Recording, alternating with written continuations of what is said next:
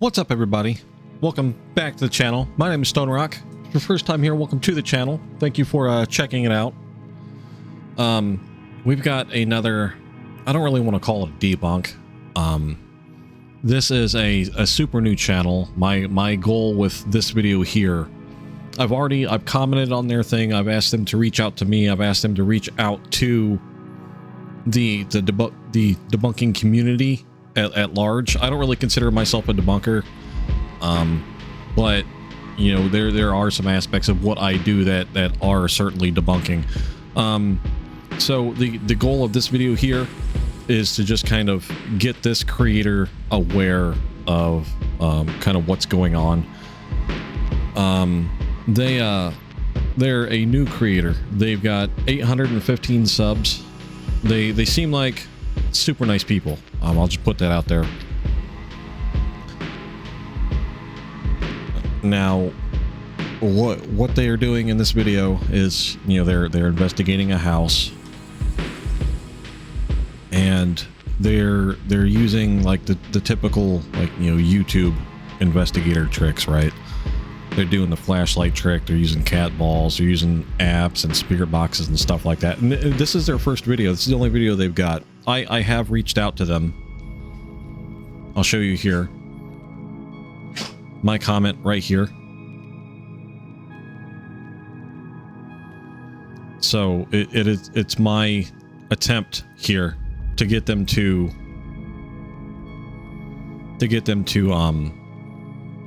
not go down this path, along with, you know, the blatant fakery that is on YouTube, right? Now, I watched 3/4 of this video, and they come to some conclusions towards the end that I'm like, okay, you know, good job, congrats.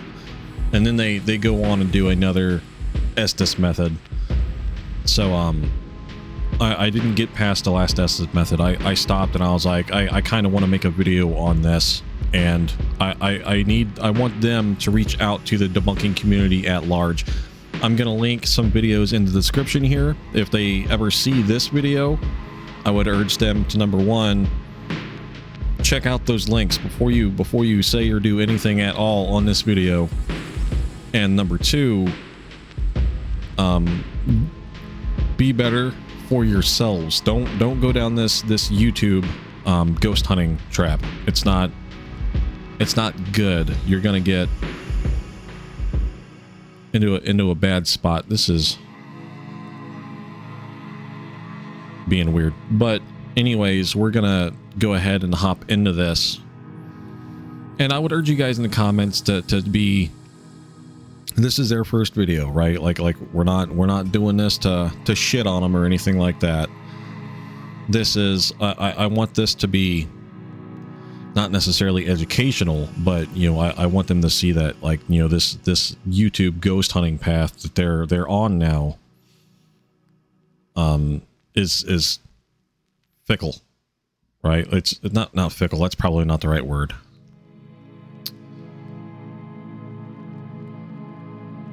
You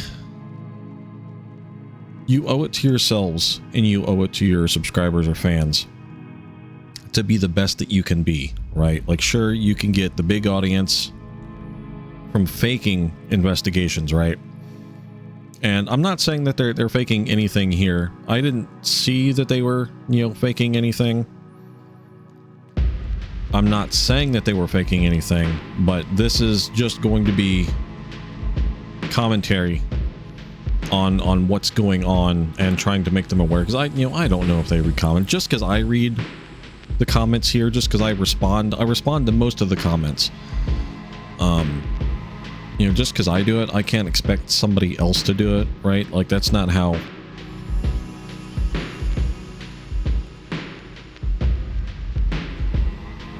Whatever. Just because I do it, I can't expect somebody else to do it. That's not how humans work. But just, you know, please don't go down this YouTube ghost hunting trap. It's you guys have potential to be good, right? Don't go down this dark path, right? Don't go down the path to where you're like, you need to find evidence of something anywhere you go. You're not going to get evidence everywhere you go. And most of the time when you do get evidence, it's not going to be real evidence at all. It's just going to be random nonsense. So, I'm doing this video here just to kind of put it out there. Like, please check out videos from the debunkers. If you have questions about equipment, you have questions about, some results you have, reach out to the debunkers, right? Don't just throw it into your videos and be like, oh, we have proof. Because most of the time you're not going to have proof, right? I'm pretty firm in my beliefs that as an investigator, it's your job, number one, to go in and investigate the house. Investigating means that you're debunking. You're trying to find reasons for the claims that are not paranormal, right? Honestly, as a debunker, you don't want to find anything paranormal at all. Or as an investigator, you don't want to find anything paranormal at all. You want to be able to walk out of there and say, we didn't find anything. The place is not haunted. We don't need to sensationalize ghost hunting. We don't need to sensationalize paranormal investigations because, before you know it, we're going to have more aliens on the news. We're going to have more photos of, Bigfoot running around. We're going to have, the Beast of Gévaudan is going to come back. We're going to have all sorts of stuff that we don't have any actual evidence for coming out that's just been faked. So please don't take this video as, Stone Rock's coming for you. I'm certainly not. I like you guys. I want nothing but the best for you guys. But this being your first video, I think you're teetering on the edge of a very slippery slope. And I want you guys to be better than all of the other trash that is on YouTube right now, okay? Be better than the twins, be better than Sam and Colby, be better than Exploring with Josh, be better than all of these other guys who have been caught faking, right? Be better than them. Don't fall down that hill and join them at the bottom to where you have to keep faking evidence. And again, I'm not saying that that's what happened here. From what I saw, you guys didn't fake anything. I think you're just misinterpreting what's happening around you. You're misinterpreting your equipment. So, without any further ado, without any further rambling, let's get into this video here. This is We Spent the Night in the Unsubscribed Podcast. Is it haunted? The channel is ghosted. They have 815 subs at the time of... What? What is it?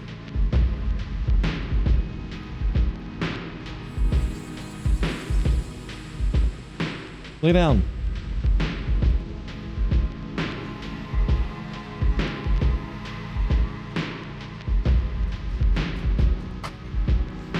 Lay down, big dog. Go lay down. Go. Thank you.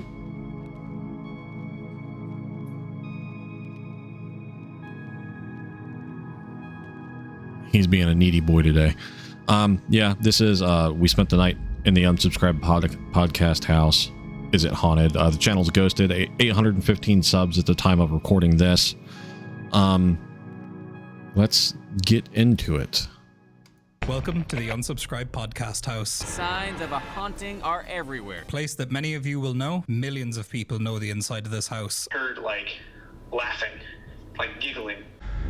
However, for those of you out there who have stumbled across this video and don't know what the Unsubscribed Podcast House is, let me fill you in. The Unsubscribed Podcast is run by Eli Doubletap, Donut Operator, Brandon Herrera, and the Fat Electrician. This is where they film. Considering that they're all veterans, yes, even you, Brandon, you can imagine the heavy focus on military humor. But for the most part, it's just a gang of friends. But today, we plan on doing a paranormal investigation at the house to find out if what we heard about the house is true. Shadows moving through the house, doors opening on their own, footsteps in the hallway. Multiple people have heard running up and down the stairs despite being there alone. There are footsteps all the time.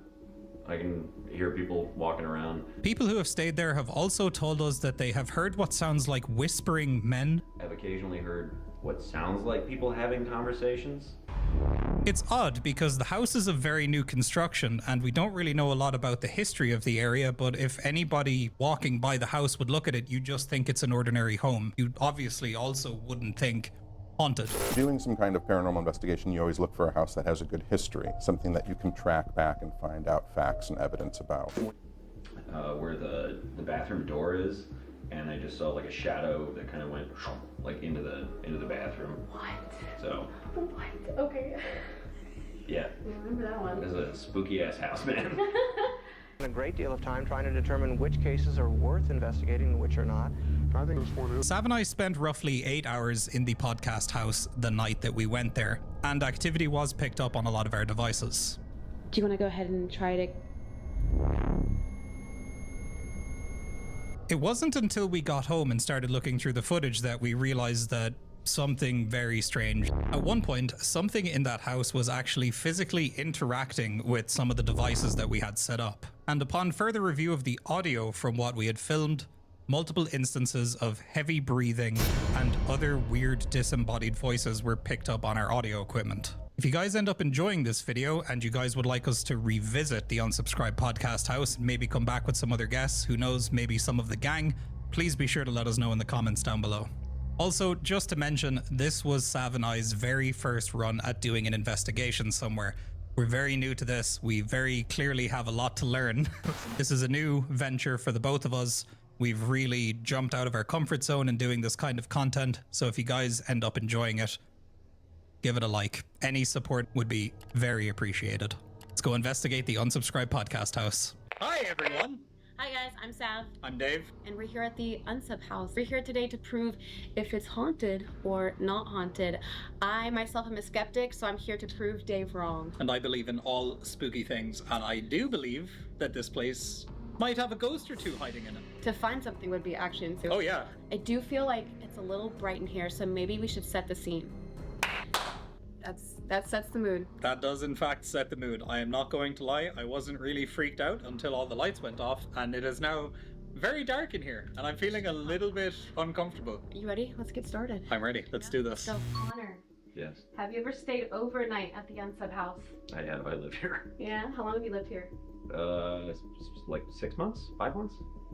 Have you ever experienced anything strange or unexplainable? Yes. Yeah? Yeah, this house is haunted. Let's hear it. Do you have anything specific that stands out? There are footsteps all the time. I can hear people walking around. I've occasionally heard what sounds like people having conversations. There's like a generally very unsettling sensation when you're in this house alone. When you're alone in here, it genuinely feels like somebody's watching you at all times. There's like a view from the top of the stairs straight back into my bedroom, where the bathroom door is, and I just saw like a shadow that kind of went like into the bathroom. What? So. What? Okay. Yeah. I remember that one. It was a spooky house, man. Especially upstairs. I'm so excited right now. I'm so happy. 100% it's haunted, but it's super intermittent. So it'll be like 2 weeks will go by, nothing happens, and then occasionally there will be a night of just really weird shit happening. All right, thanks, Connor. All right, so we're gonna call G-Van. G-Van is a friend in the group, and he spent the night here, a couple nights. Yeah. Okay, that's at least my understanding of it. But we're about to ask him and see what took place. So here we go. You? What's up, man? How are ya? Hey, buddy. We're gonna ask you about your experience at the Unsub House and just kind of go through a few questions and get your experience here. Long story short, I was editing a podcast video while I was over there for the range day. After everybody had left, and I knew everybody had left because I said bye to everybody as they walked out. So I knew the house was empty. So I get about 3/4 of the way done through the edit, and I heard laughing, giggling. And so I had headphones on, but I could still hear it. I knew I heard it, because I'm watching a podcast video. I'm not listening to any YouTube or nothing in the background, right? So I took my headphone off and I heard it again. And then I heard running down the stairs. So I got up to see if someone brought their kid over or somebody had come in the door. And I went through the whole house and there was nobody there. Yeah. Dude, I didn't know Okay. you heard running on the staircase as well. It was one of those things where, like, there was no doubt in my mind. I know I heard something. I don't really believe, like, too much in, like, the paranormal. I'm religious. I believe in, like, demons and stuff like that, but I'm not, like, too big on, like, ghosts and hauntings and stuff like that, but I Same. know I heard something. And Okay. it was very distinctly a child's voice. Yeah, it sounded like a little girl. Dude, I got a lump in my throat. I don't like that at all. I'm pretty sure I know the answer to this already, but do you think the house is haunted? Yeah, no, 100%, dude. Okay. Okay. Wow. I have some questions for you, okay? All right. Have you ever stayed overnight at the Unsub house? Yes, multiple times. Yeah? How was it? It was but we'll just do Eli version of this. Pure. Like I haven't had weird experiences that I cannot explain from childhood to other but I'm still like, I love science. That is one place. If I can say anything, one of the nights, anytime I've been there, there's just, you hear stuff and it's not easy. And trust me, your boy tries to figure out a way to write it off or figure out an explanation for it. That is one of the only times I've ever drew a gun though. I was in one of the rooms, the main room, which is now Connor's bedroom. I was about to lay down for an evening. Lay down, had the gun put aside, everything like that, and then I hear somebody running up the stairs. When I ran up the stairs, and this is clear as day, I know what it sounds like when somebody runs upstairs. I grabbed my gun, racked it, and then like opened the door, and nothing was there. Like, cleared the house, nothing. Close the door again, lock it, feel uncomfortable at that moment, and then you just hear footsteps upstairs, and this is like just right outside the bedroom. So because of that, it was just a very weird experience, and it's not the first time anyone that's been in the house, you always hear random weird noises. I have a text today from Connor on that phone. Hey, has anyone come into the Unsub house in the last 15 minutes that you know of? Not to my knowledge. I can check though. And then I look at the camera. So I just looked at this, I scrubbed through the security camera on all the different angles. I was like, no, I have you going out at 9:30 in the morning to smoke a cigarette. This text is at 12:06 p.m. So right in the afternoon. I was like, what happened? Was taking shit, watching a YouTube video and heard someone walking around and banging on shit. Kind of assumed it was Finn or Jake. Then came out, no one was there. All the bedrooms were closed. That was today. I said, yeah, what the fuck? No one showed going or leaving, just you at 9 in the morning. And then I put, I have 100% heard loud footsteps and no one was there. Again, the only place I've drawn a gun from actually hearing someone and thinking somebody was in the house. That's unsettling. And the next question was if you've ever experienced anything paranormal in the No. house. So I think you kind of helped with that. Here. Right. Well, you answered pretty much every question on your own by giving your story, so I'll end it with this. Do you think it's haunted? I think I would like to find a rational explanation. I can't. Guess we'll find out. Thank you, Eli. But especially someone like Eli, that's the weird one for me because he's such a skeptic. What's up, dude? Hey, buddy. What's up? How are you? Good, how are you? I'm good. Good. We have just a few questions for you. Okay. Have you ever experienced anything strange or unexplainable in the house? Do you know what we do in that house? Have you ever seen or heard anything in the house when you were there alone? Yeah, there's these two guys that live there. They're really weird. Well, you're the first person so far that we've interviewed that has had no paranormal experiences in this house. I mean, I'm fucking hammered the entire time I'm there, so Touche. that could be a contributing factor. That's Okay. fair. That's Yeah. fair. Like, I just imagine a montage of a ghost trying to with me, and I'm just not even noticing the He's entire just like, I don't care.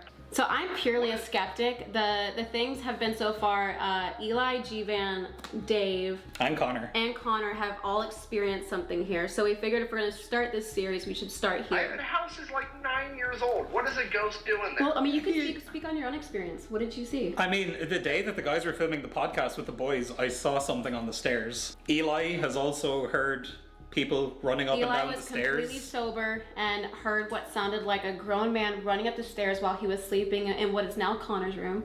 Connor just gave us an entire array of things he's seen and heard since living here. I hope something's happening because, like, if there's a ghost in a brand new house, like, this is the first time a ghost has, like, ever maybe been, like, a J. Cole fan or something. Yeah. You know what I mean? All right, Nick, we appreciate you and your time. We'll catch up and let you know what we find. See you, buddy. Have a good night. Bye. It's about what I Yeah, expected. I didn't think Nick would have had any experiences here, especially because it's usually such a fun, go-lucky time. Everyone's usually drinking and jolly. And I think So- when everybody's being loud and there's a lot of energy in a place, Yeah. it will also tone things potentially down. Hey, man, how are you? Doing good. How are you guys? Good. Can't complain. So we're at the Unsub House and we're filming the first episode for our ghost hunting series. And we just wanted to ask you a couple of questions. Have you ever experienced anything strange or unexplainable happening here? I have noticed a lot of things strange happen in that house, but they were all pretty explainable. Okay, so what we're looking for is supernatural-esque things. Channel your inner Jensen Ackles right now, your Dean Winchester. Sit down significantly.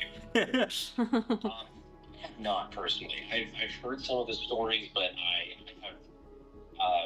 I've never had a personal experience with the supernatural in that house. Well, if you need to borrow some salted shotgun rounds, I'm just down the road, so let me know. Thanks, buddy. Well, no worries, guys. Best of luck, and I hope you don't find a damn thing because I have to work there. We'll sage the house for y'all, though. We got you. I mean, I'm kind of stoked that there's people that haven't had anything happen to them, and then there's some people that have had, like, from what I've heard, like, pretty intense experiences.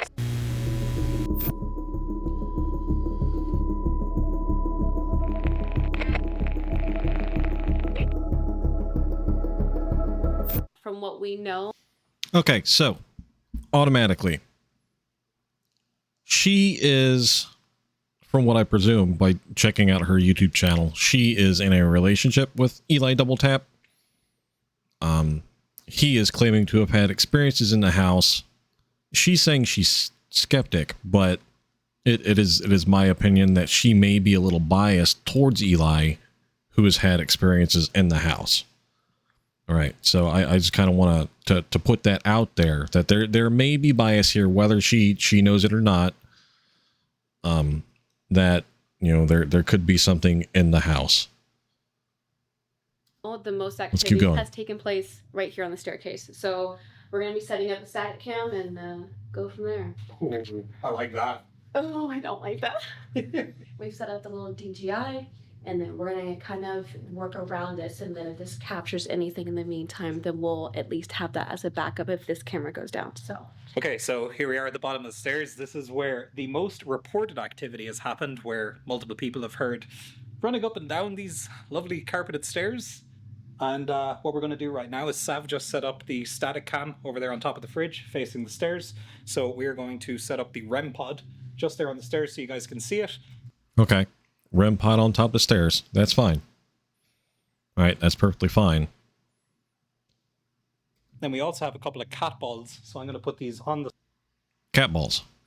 Now, we all know that cat balls are broken. They just go off at random times for no reason at all. Kind of like Furbies. So I don't think that they know that. I think that they've seen them in videos on YouTube and have taken them as a good metric for investigations. They're not. They're completely broken. They go off all the time for no reason at all. Let's get that out of the way first, okay? They're using them in conjunction with a REM pod. So you'd think when a cat ball goes off, the REM pod would also go off, right? If there was something there. Stairs. These are just very simple. You shake them when they're turned on. Any movement near them will set them off. So if something walks up and down the stairs that we can't see, they might set them off. is this where you saw something, right? Yeah, like right there. Ah. Right there. It wasn't here, it was like 2 steps down. Yeah, Okay. so we're gonna put this here. And I think what we'll do is I'll put these kind of just on a couple of steps down, maybe. Yeah. So just little cat toys, but they're pretty effective at what they do. But if they feel any movement, they'll go off on their own. Yeah, so Okay. I can give a quick demonstration. So there you go. So as you can see, I weigh a lot. Even just doing this near them doesn't set them off, but if I jump... Okay, see right there, he jumped and there wasn't any sound. One of the claims is that they hear people running up and down the steps. You know, if he's jumping, that should be about the same kind of force that running up a step should, exert. You would think that there would be some sort of noise from him jumping.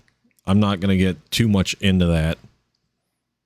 I know that when I run up and down my steps here at my house, my 100-year-old house, that there's not a whole lot of noise that comes with it, but we're going to move forward and keep going with this. That's a lot more force, so that's what it takes to set them off. Okay, and our stairway to hell has been completed. Fantastic. I think this might be a good time to start a walkthrough. So this is just kind of the landing area, I guess. There's just some camera equipment. There's a closet over there. Door is closed. Okay, we have our first instance of a cat ball going off. Pay attention to it.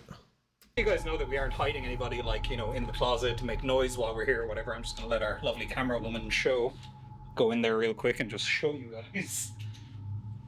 They just use it to store stuff, so I'm gonna let Show give you guys a look in there real quick. Get out! So, if you want to follow us in here, we've just got the bathroom. Nothing extraordinary, just, you know, your standard bathroom. We are going to keep all of these doors closed, just on the off chance that something does. The door closing? Show it's moving. Is that from the door being closed? Okay, so, automatically he closes the door, cat ball going off. Sab is like, hey, is that from the door closing? Good, we're off to a good start, right? That's a good question to have when you see that going off. Yeah, it's gotta be, right? Well, we can test that so lightly, though. We can test that theory. And it very well could have been from the door closing. Now, what they're going to do here is they're going to test it. And he's actually going to slam the door, pretty good. And it's not going to go off, which is kind of to be expected, right? It's a newer house. The cat ball's on carpet. It might not pick up the vibrations from the door being slammed like that. There's so many variables that go into that kind of stuff that, you might not be able to recreate the one instance of the ball going off. Just because that's the first I've seen.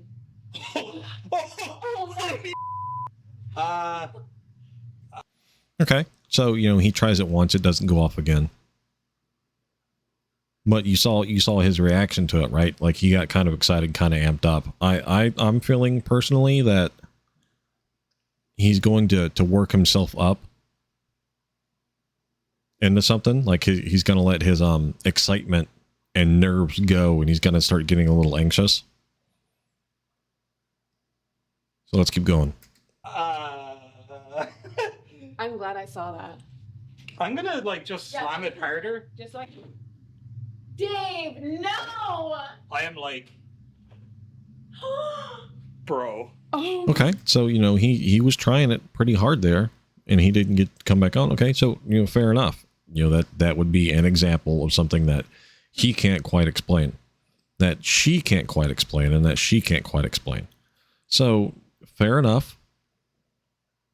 But there is another cat ball, or at least supposed to be somewhere up here on the steps. I'm not seeing another one now. I only see the REM pod. But we're gonna keep going here. It's too early. Oh, we have the camera up there too. So I'm so happy we caught that. Same. Because and you didn't from here. I can jump up and down here. The bottom step, just like. Oh my gosh, Joe! What the. Okay, so there is another one. Yeah. There is one right there. Okay, well that's good. That's really fucking scary. We're gonna go through in the kitchen, just kind of give you guys a brief tour of in here. As far as I know, not much has been discussed of things taking place in here, but it's important for us to show you all the nooks and crannies of this house so you guys know what we're getting into. This is the. Okay, so I like that. I like that she explained that. I like that she says, hey, it's important to us that you guys know there's nobody else in the house. Great, that's perfect. That is awesome. Good job. Pantry. I don't think there's anything too important in here. Then we have the dining area, which then leads into There was a visible cut there. but you know, that could just be the editing. That's not a big deal. Their seating area for whenever they're doing their podcast. A lot of the guests will sit in here and hang out. Dave, is this where you were sitting when you saw someone on the staircase? I believe I was sitting in this chair, and it was kind of like, it was like there, like that. What did you see exactly? So I was sitting here, Okay. and I remember I was looking obviously at the boys, and then out of like the corner of my eye, I looked, and it was weird because like I see stuff, like everybody gets this, like in your peripheral, you think you see something, but when I looked, it didn't like immediately go away, but then it did. Like it was there for longer than like something in your peripheral vision would be. That's why it was kind of freaky, because I've never had that happen before. Yeah, looking up there now is just kind of freaking me out. I don't like it. Okay, so fair enough. Fair enough. There's nothing strange, nothing out of whack there. I really don't like having my back turned right now. It doesn't feel comfortable right now. I don't know why. No, I was kind of okay until the cat ball went off, and now I'm a little freaked out. But that's the name of the game, right? Okay. The cat ball doesn't mean anything. The personal stories they have from, you know, the other boys, not Brandon Herrera or Fat Electrician, because they didn't have any personal experiences, but everybody else had personal experiences there. We feel strongly on this channel that personal experiences are just that. They're personal experiences, and that they should not be counted as evidence of something paranormal because it's something personal. That's my belief. I don't like them to be included as, you know, evidence of the paranormal, especially when they're not documented, right? And that's what makes it a personal experience, because it's not documented. You don't have it on film. You have no way to explain it. That you have no way to show anybody else that it happened. That's why I don't like them included in evidence. But that's my feeling on it. That's my opinion on it. We're going to keep going. I will say, for a lot of you Unsub fans, this is a huge behind the scenes, because this is like where all of the craziness takes place. This is the Unsub studio. This is the door here to the garage. I'm just going to keep it locked for now. Let's head upstairs. And as you can see, even walking by these kind of gingerly doesn't set them off. Yeah. This REM pod, you have to be very close to set it off. Okay, I like that. So if it does go off, that's, you know, something's near it. Okay. Cat ball going off randomly again. Not a huge deal. So, I doubt. And it's just this one. It's just this one here at the bottom of the steps. It's not up here near the REM pod, or it's not halfway up where the other one is. Just this one here. Now, to be fair, this is where they say that they have activity, is at the bottom of the stairs. That's what they say. That's one of the claims.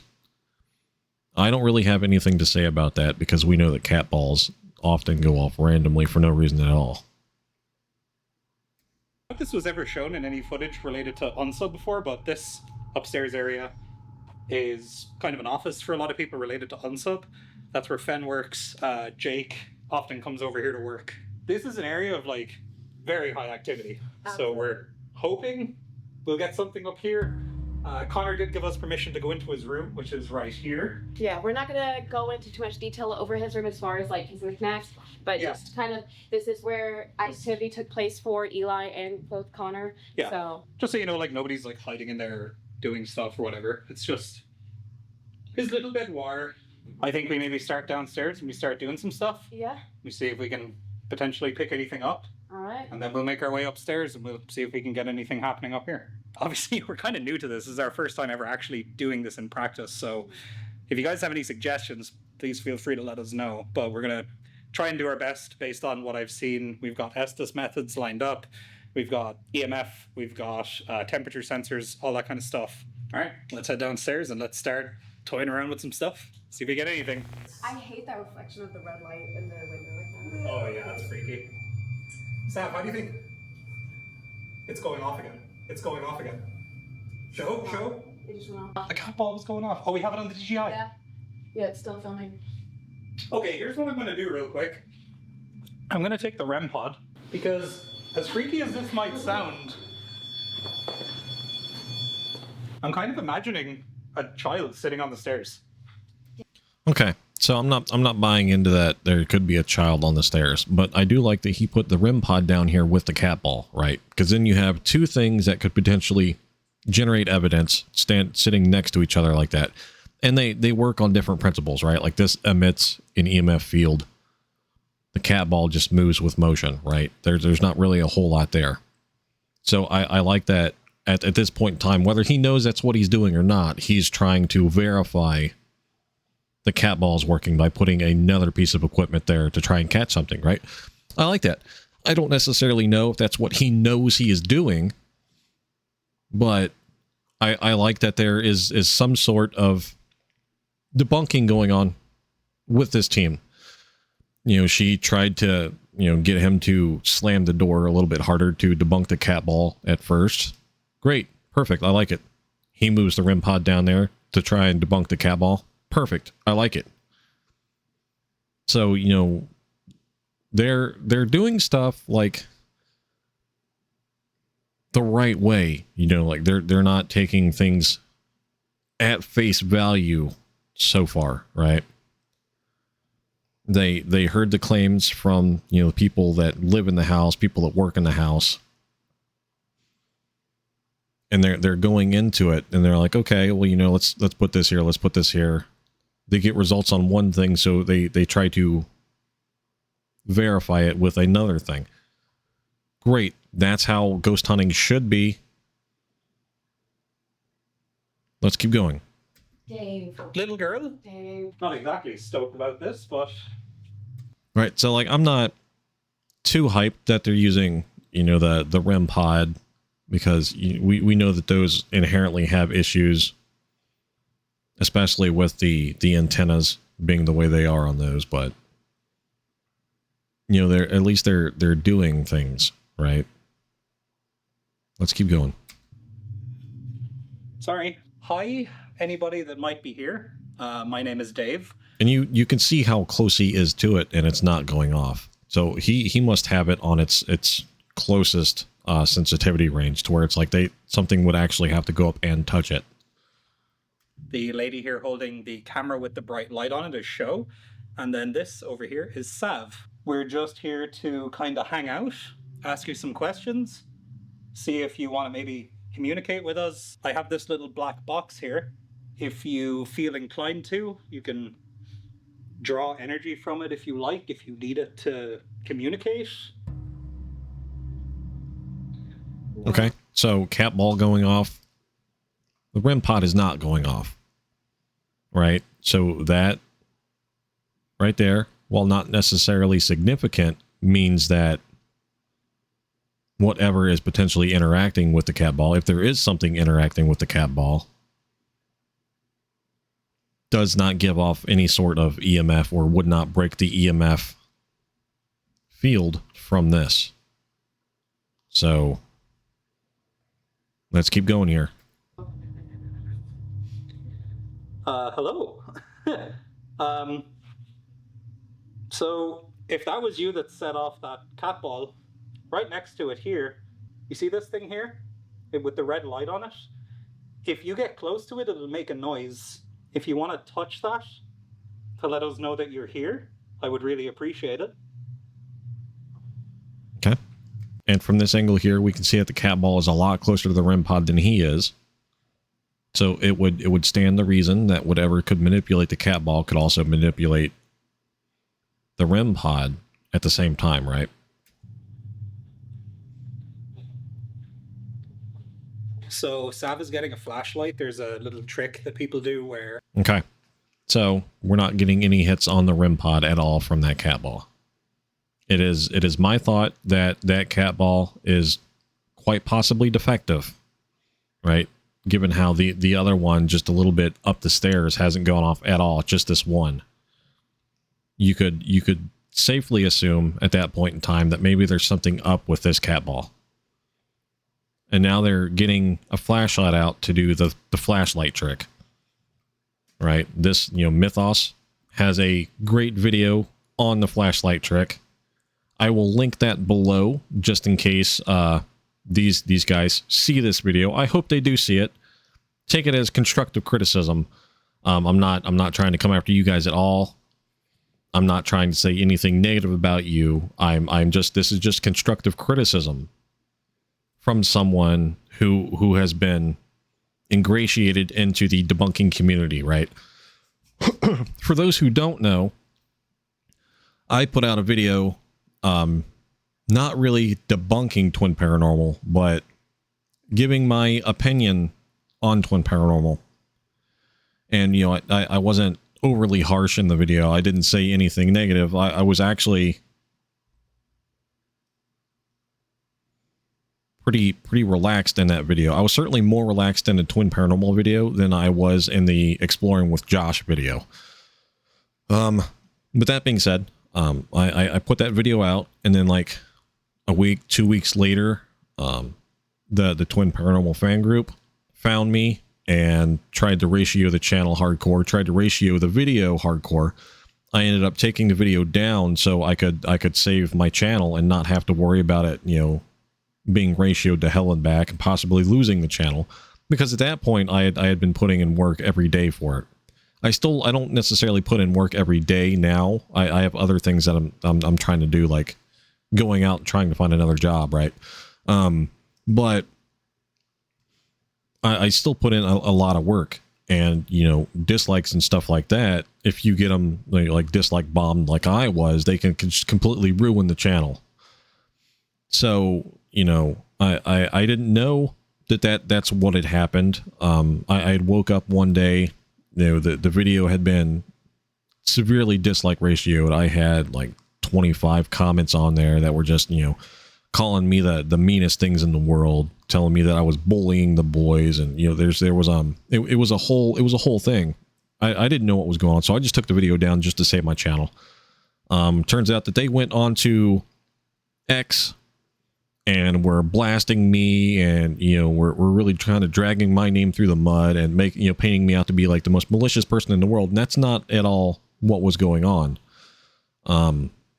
So the debunking community got a hold of it. Some people that watched my channel, because at the time I only had like 120 subs. Somebody that watched my channel took the whole thing going on. They asked me about it, and I told them straight up what had happened. And then they reached out to a couple other big channels. Simply Strange, you know, Ben from Laney and Ben, Simply Strange, his channel. World of Mr. Gray got it. Beardo got a hold of it. J-Cart Arts got a hold of it. Side-Eye Guy got a hold of it. And this whole community that these guys are part of, and like those are big channels in like in the debunking community, right? Once these guys got a hold of it and saw what happened, you know, they put out their own videos on it, and, you know,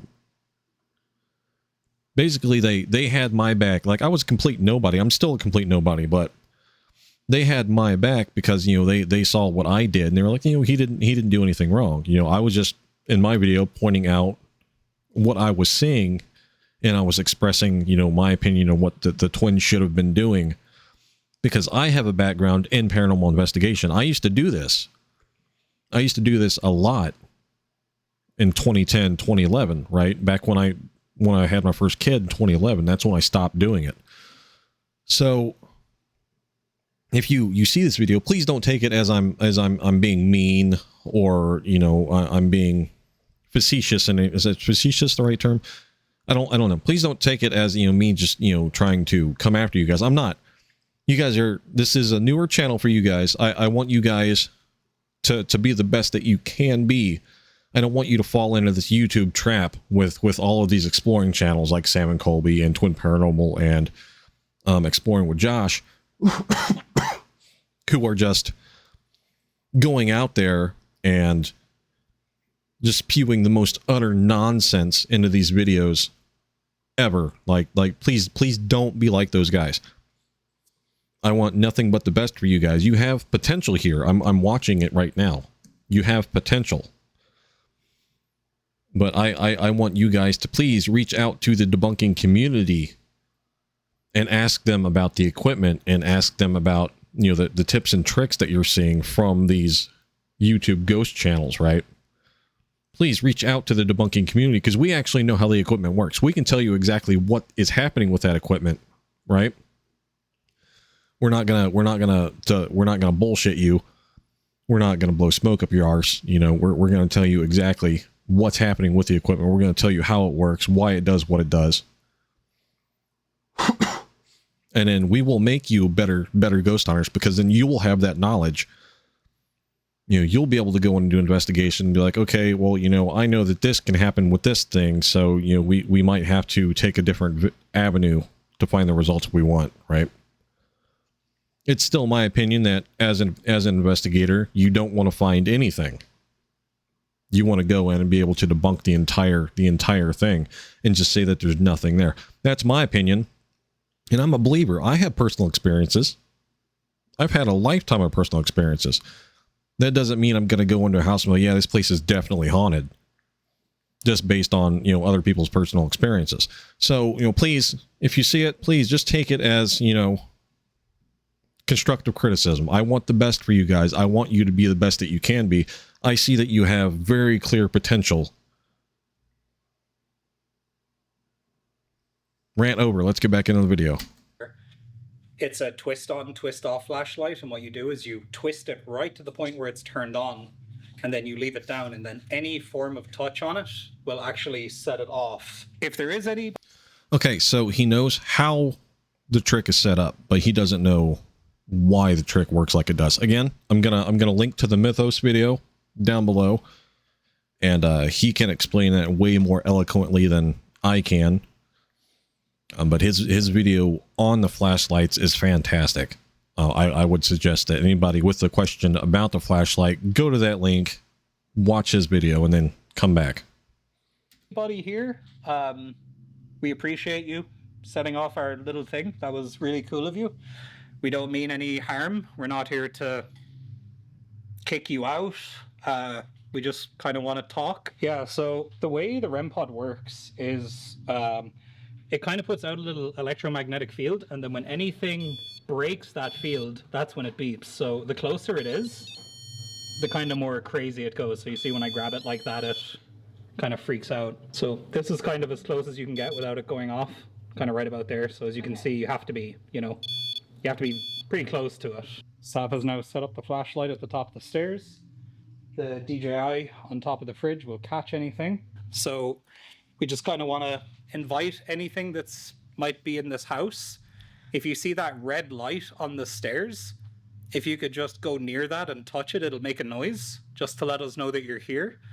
We saw that you set off that other little ball that lit up. Okay, so we see this here, right? EMF detector on the stairs on top of... So this is kind of as close as you can get the REM pod here, right? Kind of right about there. So as you can see, you have to be, you know... Let's get back to that part. Pretty close to it. Sav has now set up the flashlight at the top of the stairs. Okay.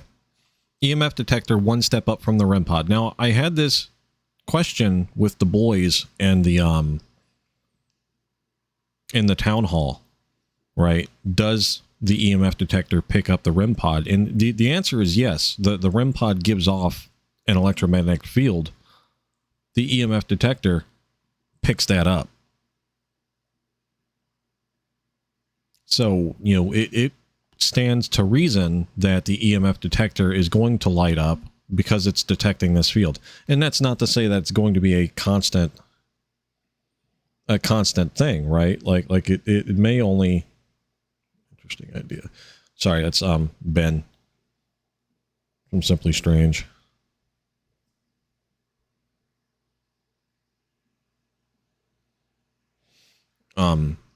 Yeah, I mean, it's this gives off EMF, this detects EMF. They could totally interact with each other, and you would think that, you know, something was going on without even understanding that this thing is only picking this thing up.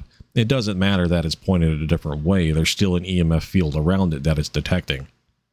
And it's going to be intermittent because it's scanning, it's searching. This thing, the REM pod, could be pulsing a field. Like it might not be a constant field. It could just pulse it, right? I don't have the necessary information on here to say that that's what it's doing, but I'm saying, you know, it could be pulsing. That could be a thing that it does. But I am saying that the two things interact. So let's move on. Let's keep watching here. And they have the flashlight at the top of the steps again. Mythos has a great video on it. Let's move on. The DJI on top of the fridge will catch anything. So we just kind of want to invite anything that's might be in this house. If you see that red light on the stairs, if you could just go near that and touch it, it'll make a noise just to let us know that you're here. We saw that you set off that other little ball that lit up. The EMF just spiked up to 3. Did it really? Yeah. I kind of have a theory that I was maybe sitting on their step, potentially. And maybe they didn't enjoy that so much. Ghost orbs have been seen, like, in unsubscribed podcast episodes. Okay, so ghost orbs don't mean anything. Ghost orbs don't mean anything. It could be dust, dirt, bugs, you know. There are so many kind of particulates that float around. You guys have probably seen something in my camera up here in the corner.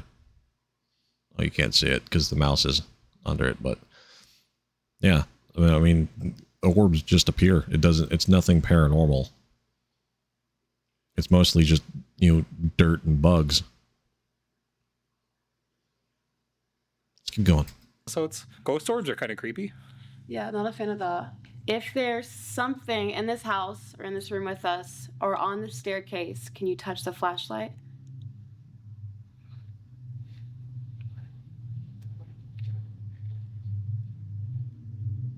Is it weird that I feel like I'm like... Okay, so they asked a question. Some time went on. Nothing happened. There's been a cut. crowding the ghost. It kind of feels that way. You know what I mean? I'm like, do this, do that, you know, and I'm like trying to think of it from like their perspectives, you know, maybe they like lived here, or you know, maybe they're like, I don't know, buried somewhere nearby from like years and years ago, and they're just like, who are these people with this freaky light? And you're probably more afraid of us than we are of them, if you know, if they are here. I mean, as long as we're respectful, right? Yeah. And we're open to the idea of something happening or not happening. Yeah, I feel like we made our intentions like pretty clear. Yeah. So I'm just gonna. Flashlight, flashlight. No way. Swear. Are you serious? Swear. It just like blinked? Just blinked. Swear to God. Okay. Okay, so flashlight blinked. We saw it. I'll still say that Mythos has a great video on why it blinked. Long story short, there are little metal contacts inside of there where you twist the lid and the contacts touch, right? The contacts are separated. You twist the lid and then the contacts touch, and then that's what turns on. That's what makes the connection and completes the circuit between the battery and the light bulb. When you untwist it again, they kind of come up. But because there's a battery in there, and there's a little bit of touching in there, the plates get hot and they expand and they touch again. And then when it goes off, they cool back down. That's what's happening. There's nothing paranormal there. Like I said, Mythos can explain that way better than I can. It will be linked in the description. But I just want to put that out there just in case you don't want to go check his video out. That there is a very logical and very rational explanation for why that is going off. Basically, you've taken a circuit and you've kind of cocked it half open. So it's going to be open and closed at the same time. It's like Schrodinger's cat, right? In the box. While the cat's in the box, the cat is both alive and dead because you don't know the state of the cat. Basically what Schrodinger's cat is. It's kind of the same thing with that flashlight circuit. It's both on and off when you have it cocked in that semi-open position like that. You're going to get contact, and then your light's just going to go off, and it's going to be completely random. You might ask a question, sit around for 15 minutes, nothing's going to happen, and then the light comes on. Right? It's nothing paranormal. It's just because of how the circuit is set up at that point in time. You got to be careful with those kind of flashlights because you're you're getting evidence, but it's potentially tainted evidence. So let's keep going here. Hello. If you could touch that red light, it'll make that device there will make a noise, and we'd appreciate that. And maybe we can have a chat.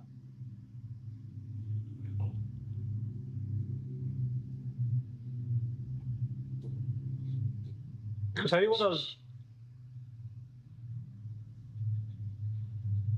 Totally could be in my fucking head if I just heard a stairwell creak. Not even fucking joking.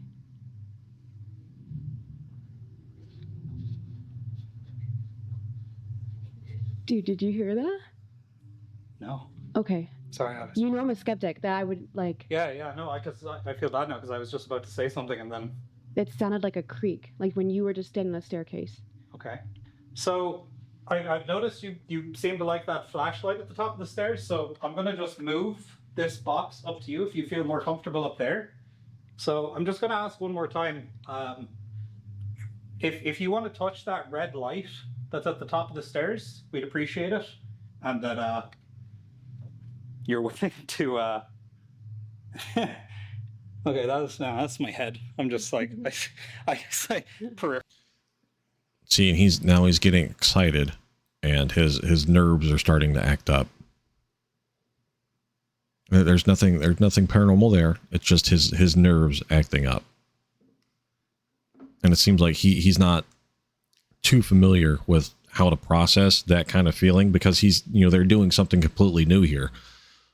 So it's nothing crazy. It's nothing out of the ordinary. We've all been there. Trust me, we've all been there. I know, my first investigation like that was, I was going out of my way to just trying to be extra and debunk absolutely everything. And, that's not really the way to be. Like, you want to have an open mind, right? You want to see something happen, but it's your job to then explain why something happens.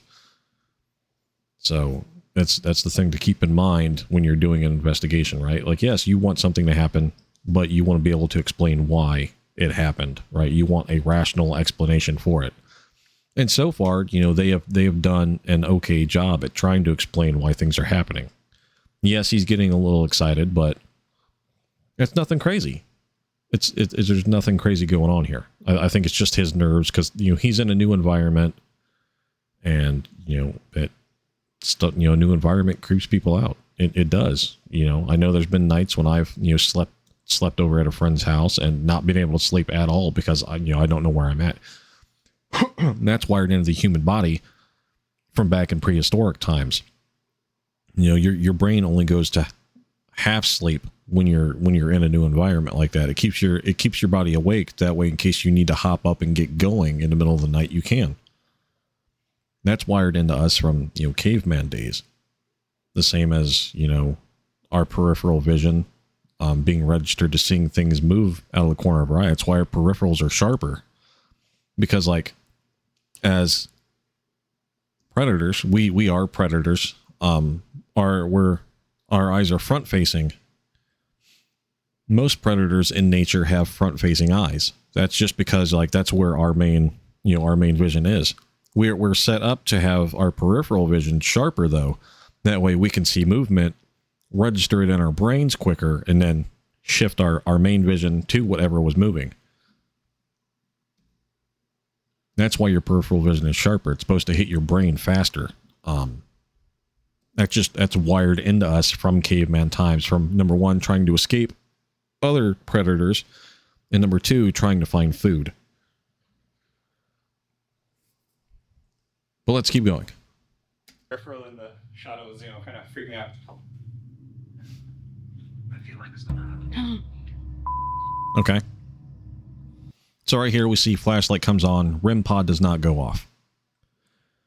I think that's more inadvertent proof from them. Like, I don't think that they're trying to debunk themselves here. I think they're looking for something to corroborate proof. Corroborate? Is that the right word? They're trying to find something to add to the proof here, but we saw this with the cat ball. The REM pod didn't go off when the cat ball did, right? the REM pod's not going off now when the flashlight is, because there's nothing really there. There's nothing there to verify. It's just randomness, right? It's just going off just to go off because the circuit is not completed at that point.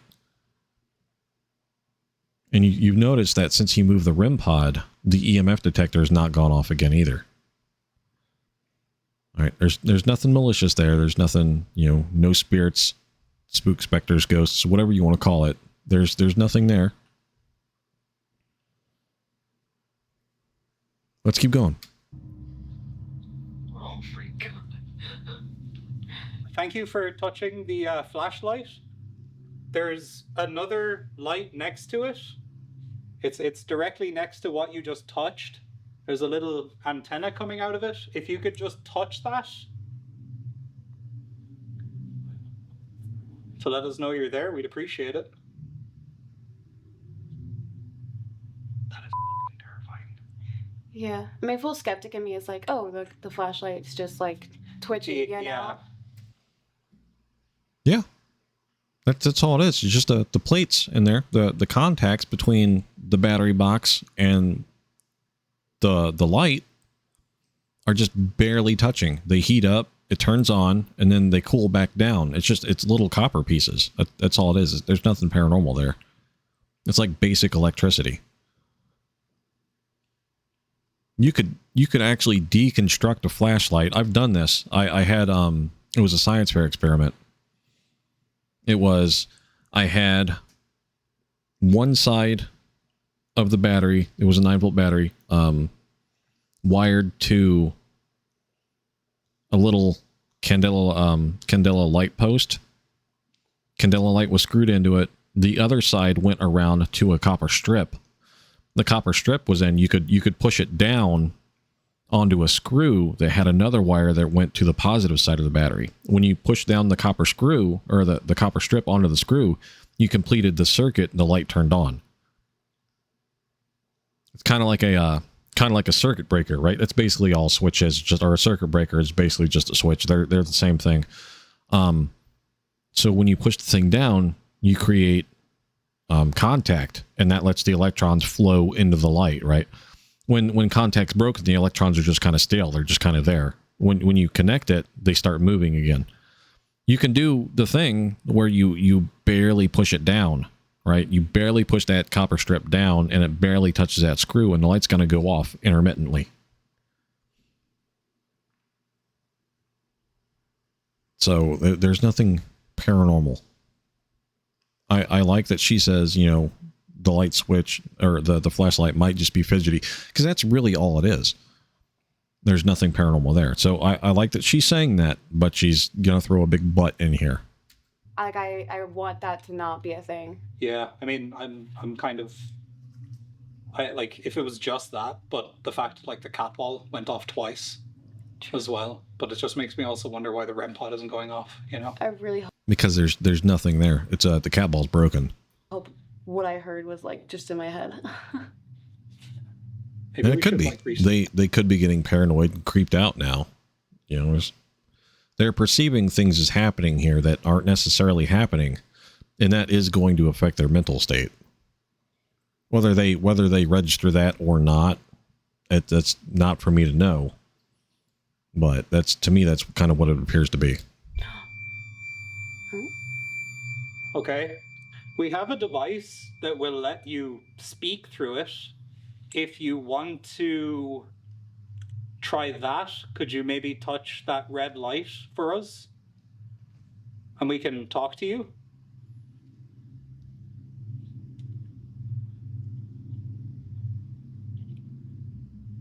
Is the antenna all the way up? Yeah, I kind of want to... Oh, it is. Okay. I kind of want to, reset it, maybe. Yeah. Okay. So here is an example of, they think that the REM pod might be broken or might not be functioning properly. So he goes up and attempts to reset it. Cool. Great. He's double checking his equipment here. They may have double checked it when they got to the location, but he's doing it here on camera for us to see. Cool. Great. Appreciated. Okay, so that resets it. The thing is too, with this particular device, the REM pod, It's not like a gimmick. Like, it's not like we're sitting here waiting for it to go off on a timer or something, you know? It's like, it just does it when you're close. Well, it can be manipulated. Similarly, we saw it in Beardo's video with, I think it was Sir Spookfest or Sir Spooks, that the antenna can be loosened up. You can put a fan on it, and the fan's going to move the antenna just slightly enough to set the thing off. We've seen that happen on video because of Beardo and Sir Spooks. So we know that those can be manipulated. It's not like they're infallible. They are totally, fallible. Just so we're aware of that. I don't think that these two are necessarily aware that every piece of equipment that they're using has been, I don't want to say debunked, but has had a very clear flaw identified and addressed by the community. So we're going to keep going. Like, I'm not going to blame these guys. I don't think that they know that the equipment has, flaws that can be exploited by this kind of stuff. And I don't want them to exploit flaws. It's kind of why I'm making this video. I want them to see the video and to hear what I'm saying, and to hear me saying, please don't fall down this trap. You guys have some skill. You guys, could go a long way and be really good ghost hunters. Please don't fall into that YouTube trap. Yeah, like something has to be near it. I low-key don't want it to go off. I really hope it doesn't. I know you do, but... Will we get the spirit box? You want to try that? I'm just gonna go over here. Like, maybe just leave... Joe, do you want to turn the light off that and leave it looking at that? And we'll just... Okay, so their text on screen there saying they kept getting noises, mic interference, stuff like that. I'm not hearing that in the video. Maybe they cleaned the audio up. I'm not hearing that. I don't really have anything to say about it because I'm not hearing it. So we're just going to move on. Kind of give it space. It definitely, it's being our head, but I definitely feel like... Staring into the dark up there does not do wonders for the eyes. No. I feel like I keep seeing stuff, but like I know it's... Yeah, like a head peeking. Yeah, it's literally just... It's just your mind. Yeah. 100%. I like that. I like that they went there with it. Especially if you... Whoa.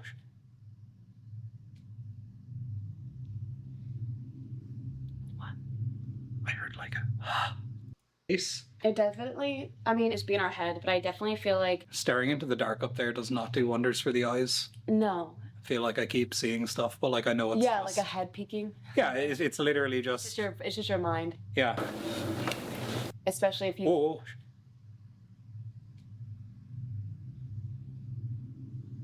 What? I heard like a... I swear, it might have just been like you moving, but like... Yeah, I didn't hear that. Did you hear that? What the fuck was that? What was that? It's like a...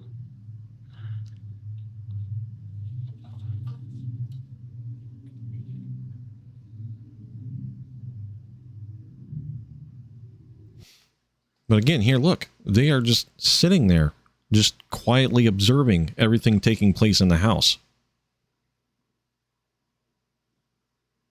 They're just sitting there listening to it. I like that. They're doing a good job. Whether they know that they're doing what they're doing or not, they're doing a decent job in the investigation. I don't think that they went in there to try and debunk anything. I think they went in there to try and prove that something was there. But they're doing a good job at unintentionally debunking themselves, whether they know it or not. Not debunking themselves, but debunking the whatever claims are there. Right? They're trying to verify using multiple pieces of equipment, and they're not getting the results. It's unverified. They're doing a decent job at it, at debunking. I just want them to know that they're decent, investigators. In my opinion, at this current point in time, they're decent investigators.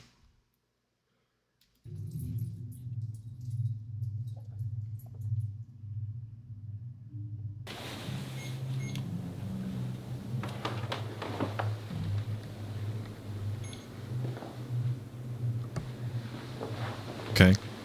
That sounds like the temperature sensor on the REM pod. Right. He heard the noise. He's getting up to go check on it. That's the temperature change. Is it? Yeah, that's what that beep is. Okay. Are you fucking kidding me? So, on the REM pod, there's a part of it that detects drastic changes in temperature. Okay, so what you should do when that starts going off is go up there and try to see if there's, you know, like a gust or a draft or, you know, anything like that coming down the steps, right? Why is that going off? Go find that out.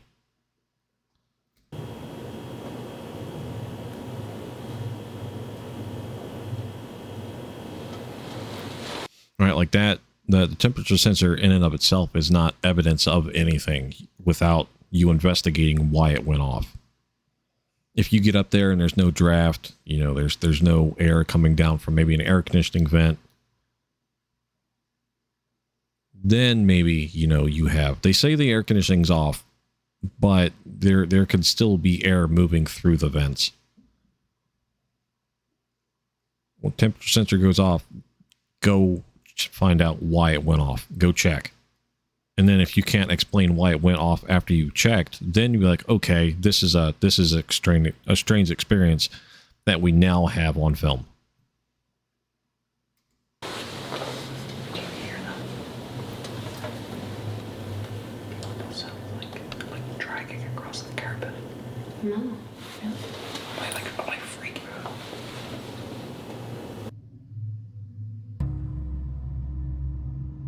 Tweaking it. Something just blinked. Yes. Was it the cat balls? I think it was the flashlight.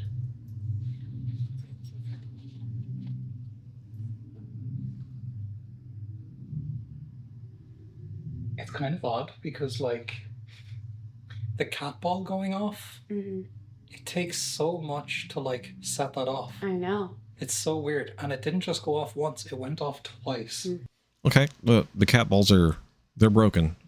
There's a reason why the debunking community is like vehemently against the cat balls. They're just broken. They go off for no reason at all.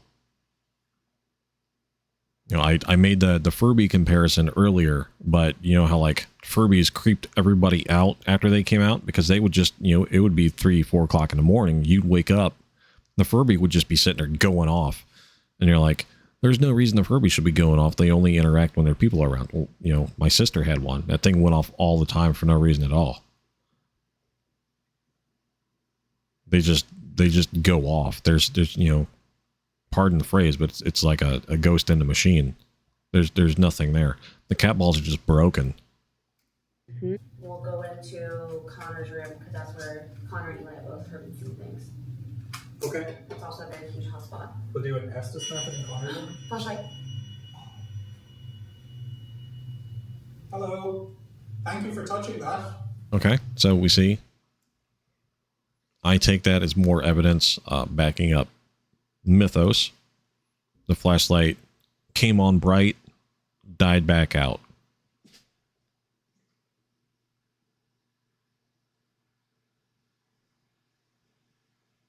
Are you sick? Are you sick, buddy?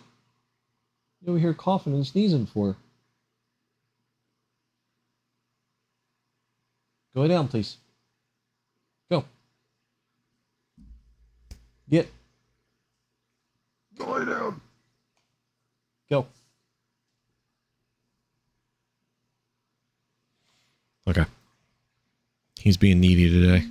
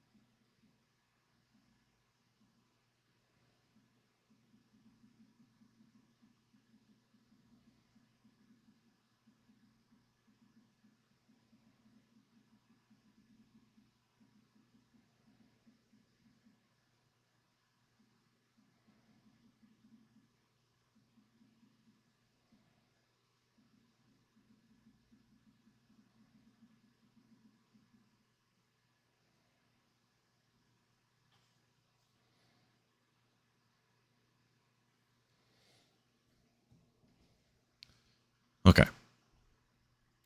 Now, if you could just touch the red light, the one at the top of the stairs. It was when I mentioned going into Connor's room. Do you want us to go upstairs? If you want us upstairs, can you touch the flashlight again?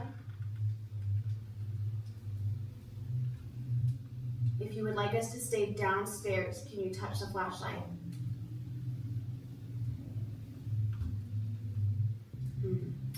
I'm just gonna touch this just to like Verify.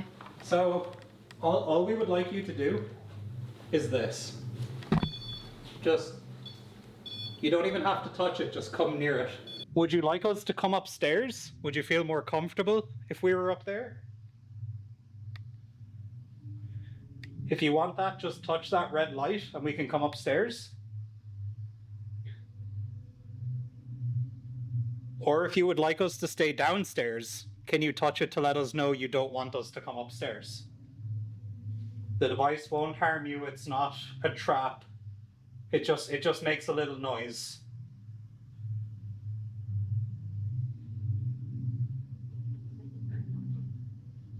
I mean, do we just go upstairs and set up there and just see?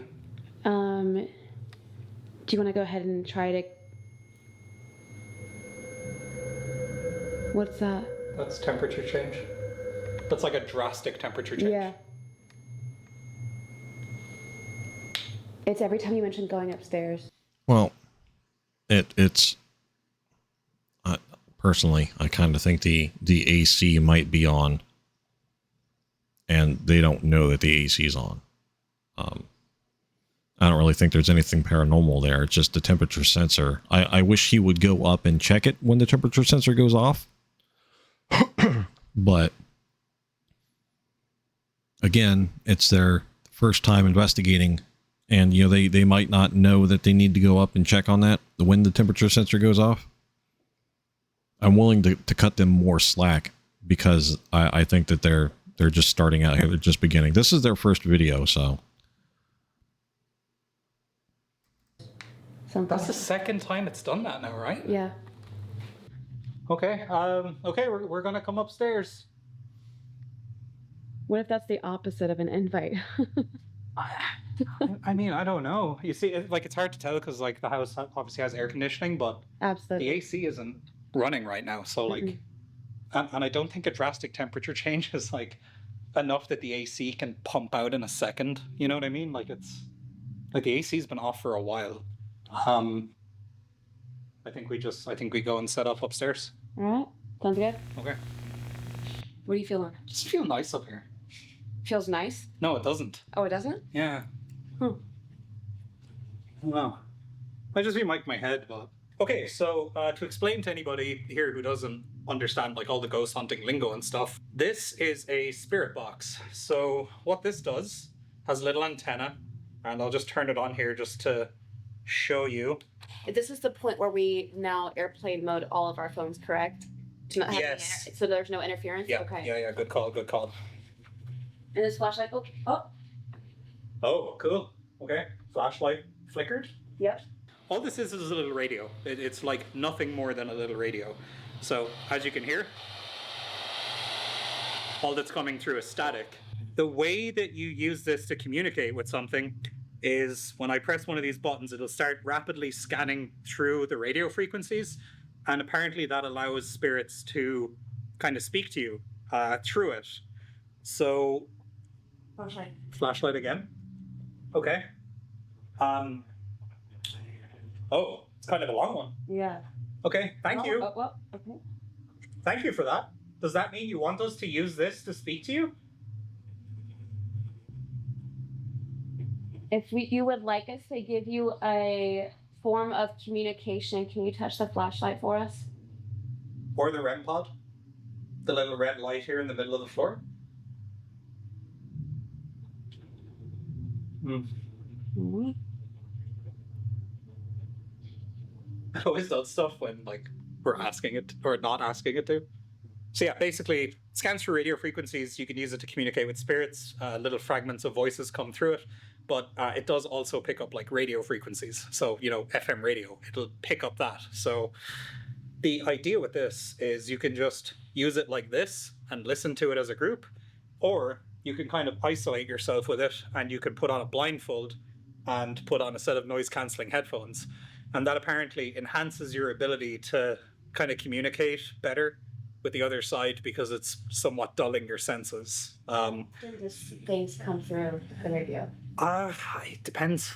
Okay. You know, I'm not like 100% familiar with this one, but I believe if I press this. It's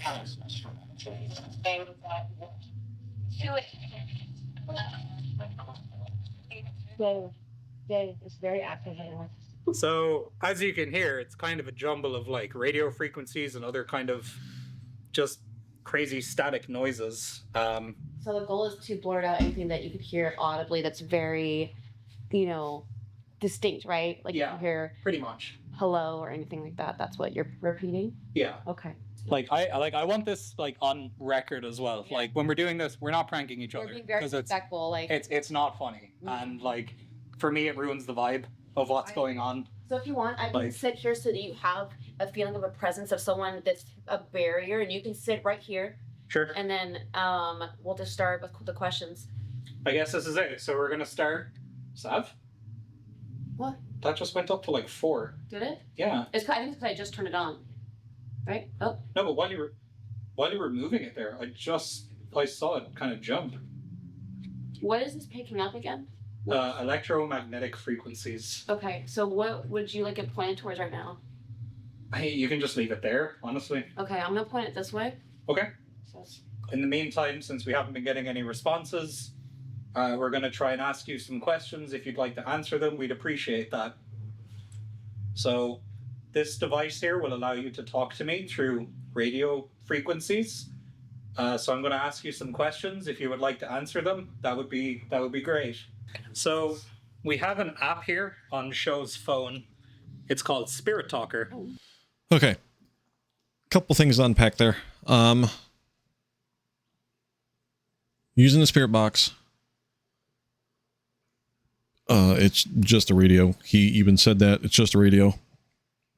You're getting radio stations and you're getting talk radio and all that kind of stuff. There's nothing really paranormal about that. Like, yes, you can ask it questions and like, you might get something relevant. A lot of the time you're not going to get anything relevant at all to what you're doing. There's no real proof of anything paranormal going on with it. Honestly, there's no real proof for the paranormal to begin with, which is why ghost hunting is a pseudoscience. So, they're going to do, Spirit Box communications now. And now we have the phone app, Spirit Talker. This is the one that Exploring with Josh had on his phone. I read the description out. It says to just put the phone down and leave it alone after you turn that on. Because it uses every sensor in the phone, like the magnetometer, which is, senses EMF. It uses the gyro, which is what your phone does when you're moving it around. That's how it knows to go to landscape or, photo mode. So it uses every sensor in the phone to generate words. It's not really picking anything up. It's just your phone just generating words based on what the sensors in your phone are telling it to do. There's nothing at all paranormal about that. It says it right there in the description of the app. Go read it. It tells you exactly what it does, how it does it. Apps aren't to be trusted. That's my opinion. Let's keep going. Now, I'm not like a huge fan of these mobile apps, but I have seen ghost hunters use these to... Is that what it prefers? Maybe.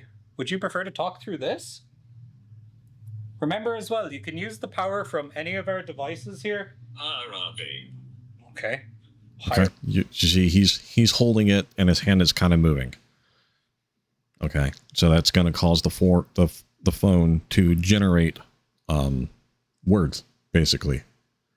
It said hierarchy. That doesn't really have anything at all to do with what's going on in this video at all. So be aware. If you guys see this, the apps, they don't generate anything. And a lot of the apps, especially the ones that Twin Paranormal use, you can put in your own words. You can type it in. And you'll notice every time Twin Paranormal gets a thing on the app, there's been a cut just before.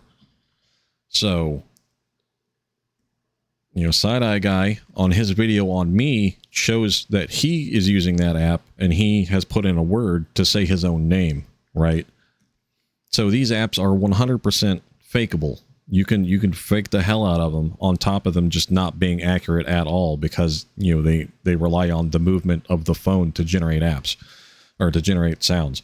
So just, be aware. The apps are a very slippery slope. Hierarchy. That's what that means. Hello, sir or mom. We do have this power bank here. It's still 100% charged, by the way. If you need energy to try and speak to us, you can take it from this. You can take it from any of the devices you see around here. So, he's offering a power bank for, whatever spirits around to take energy from. That's a pretty common theory that spirits can draw energy from battery devices. There's no proof for that. If anything, you would want like some sort of ion generator to pump electricity into the air to make the air feel more staticky. That would probably do a better job than a power bank would. But again, where are you going to get an ion generator from? And once again, it's a theory. There's no proof to it. Just like the paranormal, there's no proof to it. Like, sure, we all have personal experiences, but there's no proof, right? So let's keep going here. Here, feel free.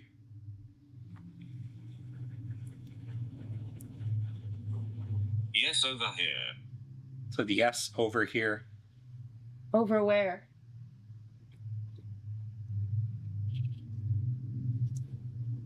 Is there somewhere specific you would like us to be right now? We're here to help. Okay. Okay. Okay. And you can see every time it goes off, he moves his hand around. There's nothing. The description of the app says that, if the phone is moving around, it's going to cause it to generate random words. That's in the description for that specific app, Spirit Talker. Go look it up if you don't believe me. That app automatically debunked, in my opinion. But that's just my opinion. I have an inherent distrust for those apps. So let's get into it. We appreciate that. You could help us out by touching this device here with the red light on it right in front of me. I would really appreciate that.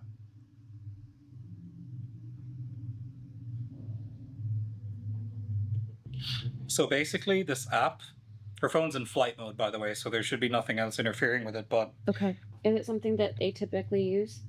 I've seen a few people use it. There's one YouTube channel called Twin Paranormal. They use this all the time. Okay, so right there, automatically, we know Twin Paranormal will make everything up. They just do. I'm not going to get into a whole lot with it. The app that they use, the Necrometer or whatever the hell it's called, has been shown that you can put your own words into it, and Side-Eye Guy has even shown that.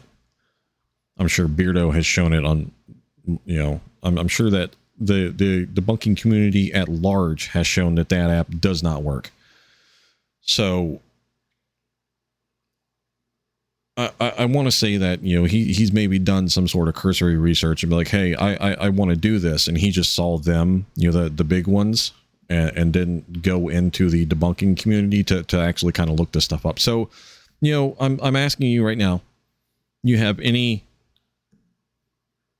questions about devices, you have any questions about, theories or anything like that about the paranormal that you want to verify, or that you just want somebody else's opinion on, please reach out to the people in the debunking community. Beardo, Side-Eye Guy, Mythos, Spookfest, myself. There's a ton of us in this community, a ton of us on YouTube. Please reach out to us. We can certainly talk to you about any devices here. We can certainly, give you a reason why what you're asking might not be helping or might not be happening. We can talk to you about equipment. We can do all sorts of things. We can provide resources for you to check out, to explain things. Do not hesitate to reach out to the debunking community. We're not this big, malicious, thing out there running around. We're not. We're only trying to help. We're trying to. We want the YouTube ghost hunting community to be better. That is our goal as a. I don't really want to say as a collective, but like the debunking community as a whole, we want them to be better. We want the ghost hunting side of things to be better. A lot of us are investigators in our own rights. I used to do it. Beardo does it. Side Eye Guy does it. Mr. Gray does it. Everybody does it. We all have experience in doing this. Reach out to us. We're a resource to use. Don't just act like the big guys do because they're chasing the YouTube money. You guys have the potential to be good.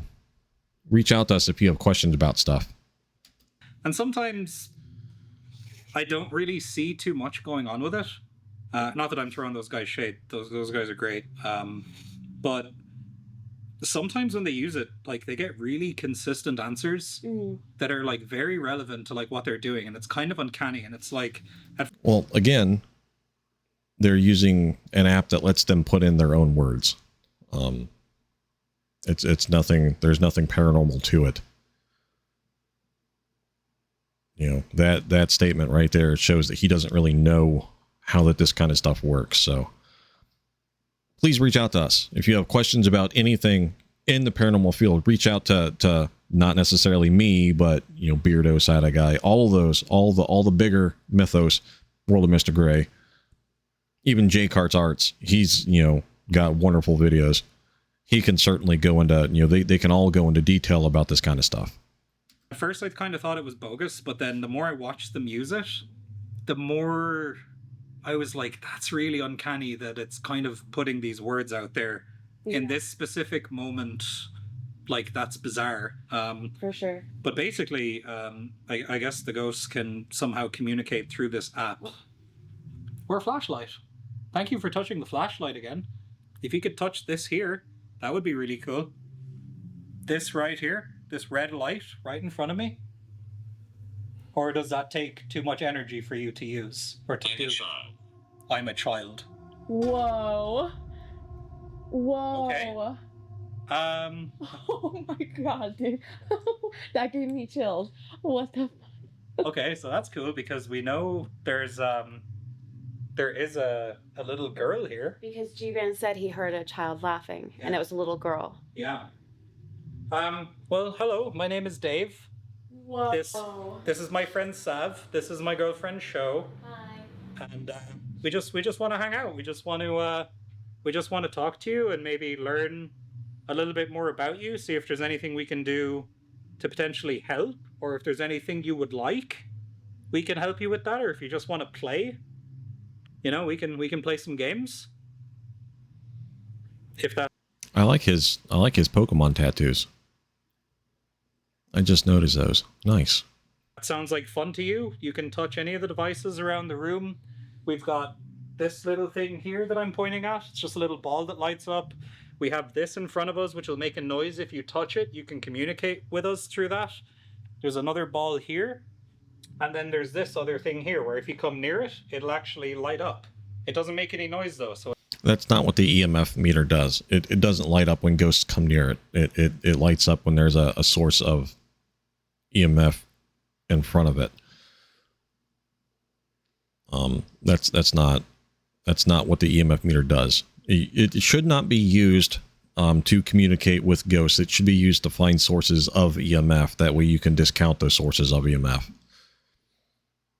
So it's not scary. Do you like that we're here? So let's put this down here. Mm. And let's get the spirit box going. I've changed it to AM. I think I might sit on the floor. Yeah. I feel like that's more like playful. Yeah. Rather than kind of being on the couch. Okay, I'm gonna turn this up so The FM radio? Flashlight shone off.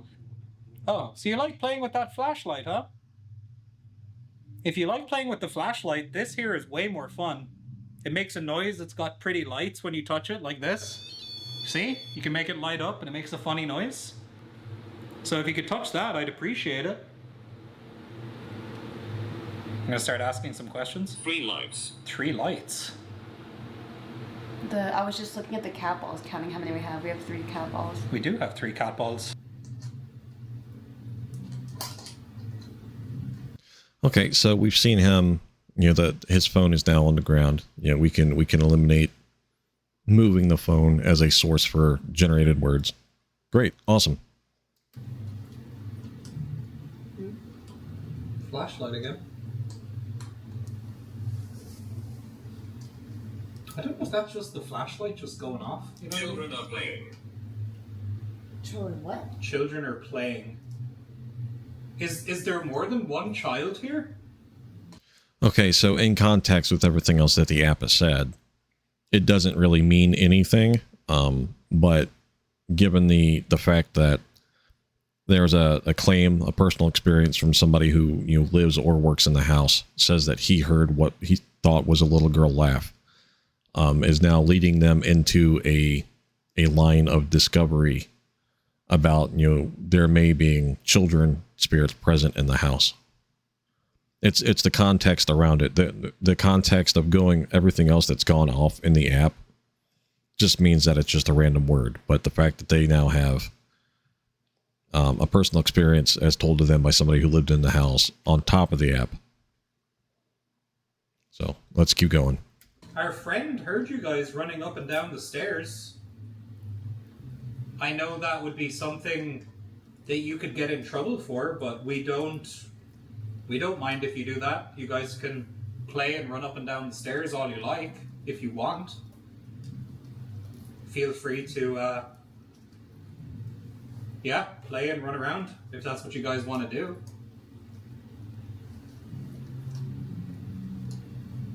As I said, our friends have heard you guys playing on the stairs on a couple of occasions. We also heard you guys did something to his car. You made the alarm go off one time. That's kind of funny. Is that camera back? Car alarms also go off at random. The alarm on my pickup truck, I actually had to disable the alarm on it because it went bad and just kept going off for no reason at all. Car alarms just do that. It's not necessarily a malicious or a paranormal thing. It just happens. Back recording? Mm-hmm. Cool. Okay, so I'm gonna turn this back on. It's on AM now. I guess we'll see if anything comes through. What's your name?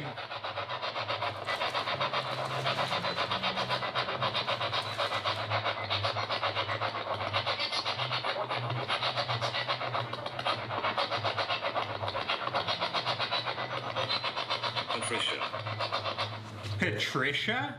Okay. Whoa. So, Okay. what we get there, he asked what the name was, turned on the spirit box. Sounded like he wasn't really getting anything from the spirit box. And then the ghost app kicks on. It says Patricia. So Spirit Talker just gave me a name. I just asked what the name was and it said Patricia. Hello Patricia, my name is Dave. Heavy. Alright. Good luck. Sav's first Estes method. I'm gonna just move this. Okay. I have this feeling that they don't want to be near us, maybe. Yeah. So I'm gonna. Whoop. Okay, so this. Move the devices. Was it that? Okay, that was weird. Yeah. That was kind of strange. Pick it up and do it again. Bring it over here, and then put it back. Whoa. What does that mean, Dave? Okay, so I like that, He picks the thing up, sets it down. It keeps going off. I like that he tried to recreate that. My question is the antenna loose? You know, maybe the antenna was kind of cocked to one side a little bit. That's my question there.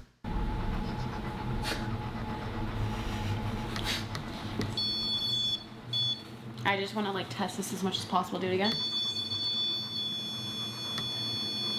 Is that normal? Oh. Are you standing there? Sorry, am I coming near you there?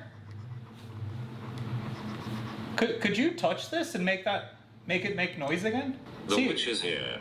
The witch is here. Okay, so that doesn't really, again, completely random. Doesn't really have anything to do with their investigation so far. Okay. The witch is here? Hey, Can you do it again? We need to keep testing that method because I think that's gonna get asked a lot, like why that's happening. Because like I let it go and it's immediately...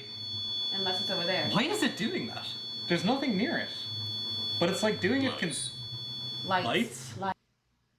Yeah, I mean, it's not inherently paranormal. Do you want us to turn off the lights? Let's not do that. I mean... Hold on, I'm gonna try it. What you're doing, I'm gonna try it and see if it's only doing it for you. Because you were picking it from here, I'm gonna pick it up here, and I'm gonna put it there. He has his eye on you. Fuck! No! I don't like that game. Oh my god.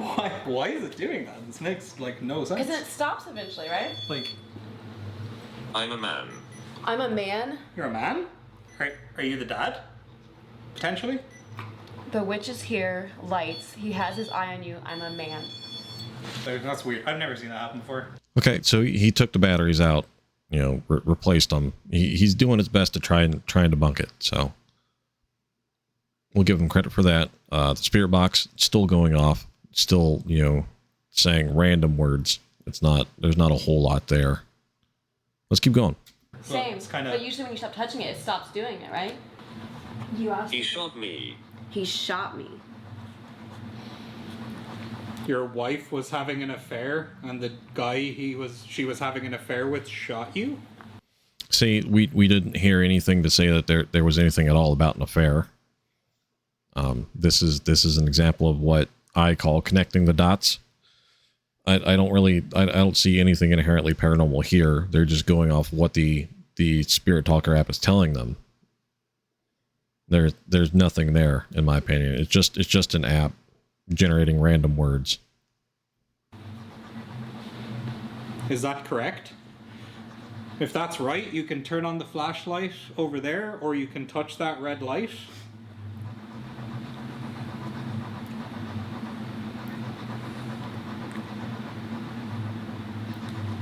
Would you like me to put the headphones on and listen to you?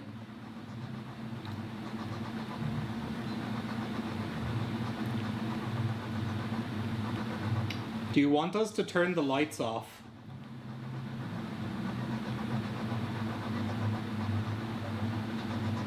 If you want us to turn the lights off, touch that red light and we'll turn everything off.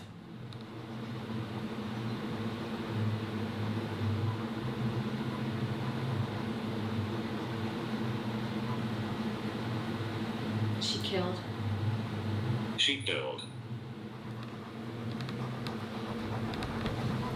So what, he shot me and then she killed? She killed herself? Oh my god. Sit and listen. Headphones on? Okay.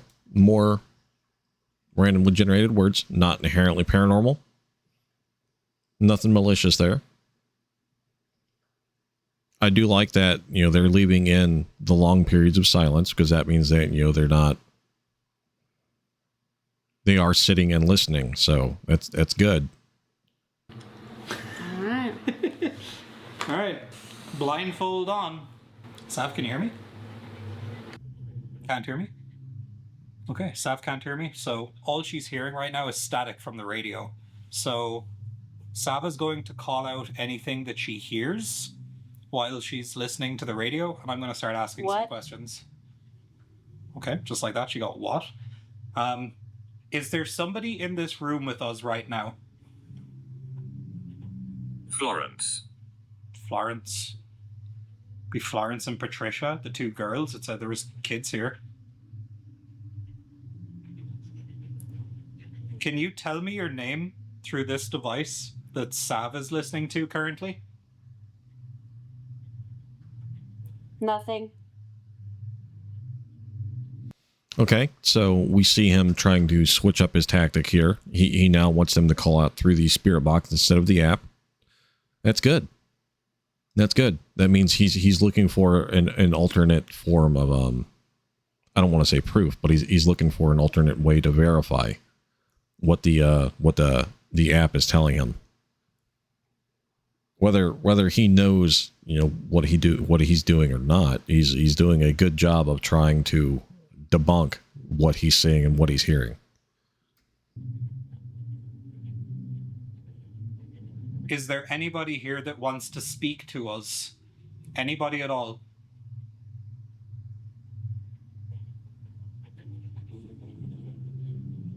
You what? I just want to talk. We're not here to get you guys to leave, or nobody's in trouble. We just want to have a conversation with you guys. We're friendly. We're just here to talk.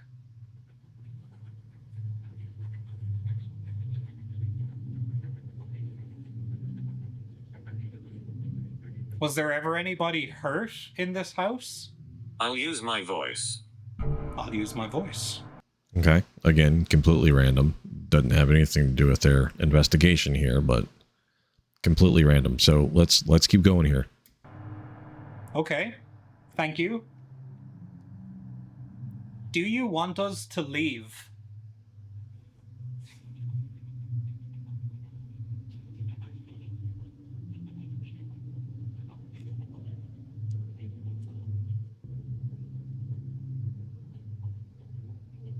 Do you want us to stay?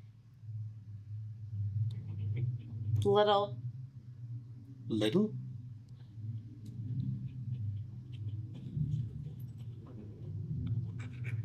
Oh. Yeah. Oh man, that's hard to hear. Give us any sign that you're in the room with us.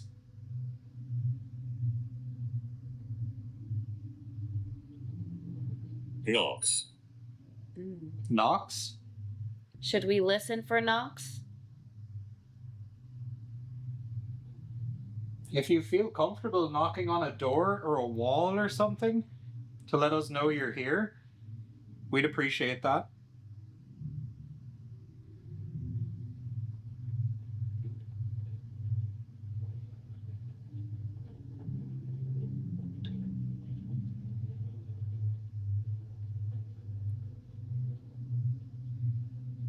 Soldier. Makes sense. Okay. Two completely random words, Knox and now Soldier, that have nothing to do with their investigation, right? This is more proof that the app is unreliable, in my opinion. That's San Antonio. Or they're trying to say that we're brave. If you would like us to move rooms, let us know.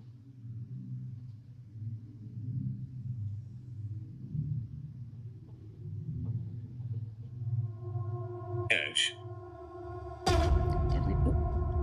Whoa. Okay.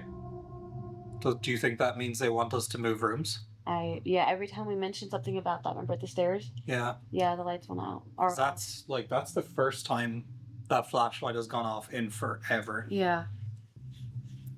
Okay. I'm gonna try something. Okay. Would you like us to go into this room that I'm standing in front of? If you do, can you touch the flashlight again?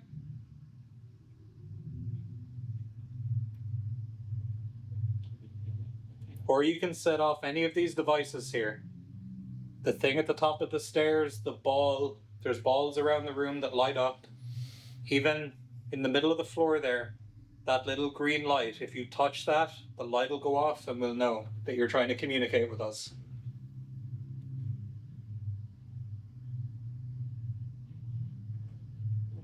I'm going to move to another room now. Would you like me to go in here?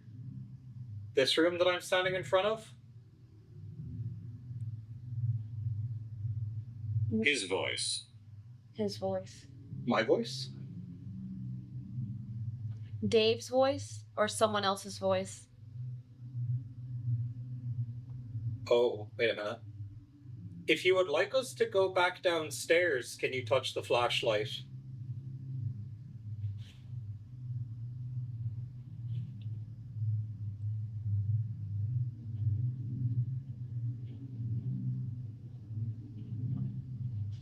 I'm going to assume that means you want us to stay up here. What about this room? I have my hand on the door.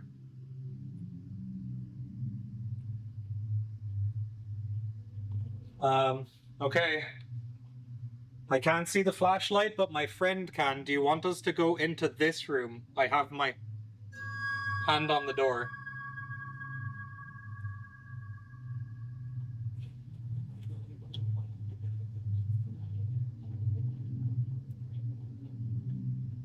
That was really weird.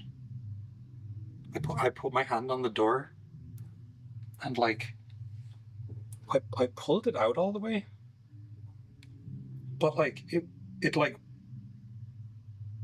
went like in, which is like weird because I can't,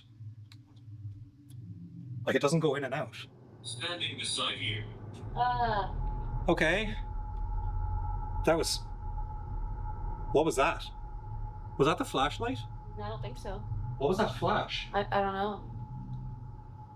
That was really weird. Like it was almost like something was like holding the door closed, and then I put my hand on it and it let go, and then it kind of went. Okay. Well, I mean, I didn't see the door move at all.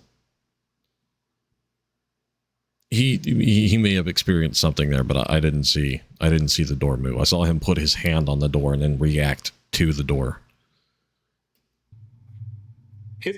Can you touch the flashlight again if this is the room that you want us to go into? I thought I saw it flash, but I kind of missed it. I'm going to put my hand on this door now. Is this a room that you want us to go into?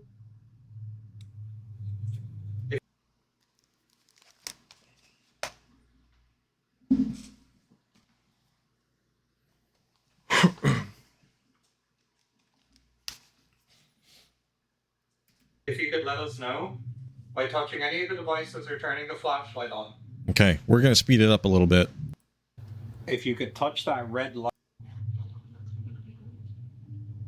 Oh. Alright, so this is going to be Estes method. Here we giggity go. You got this. Oh, what? Well. Hello. Okay, I think we might be in the right room. Dave is listening.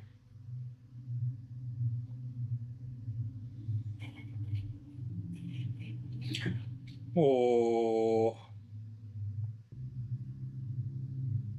I just heard like a scream. It's like a woman screaming.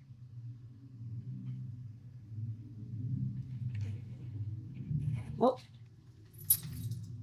Fuck.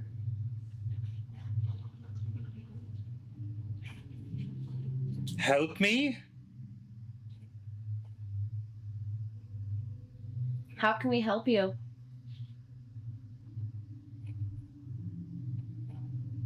Oh. I trust you.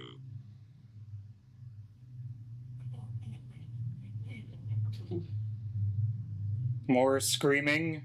Are you okay? It sounded like a little girl screaming. Are you okay?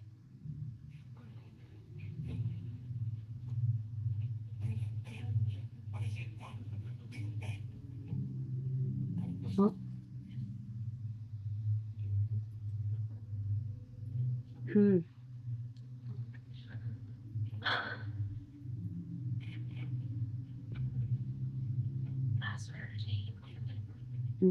you see us?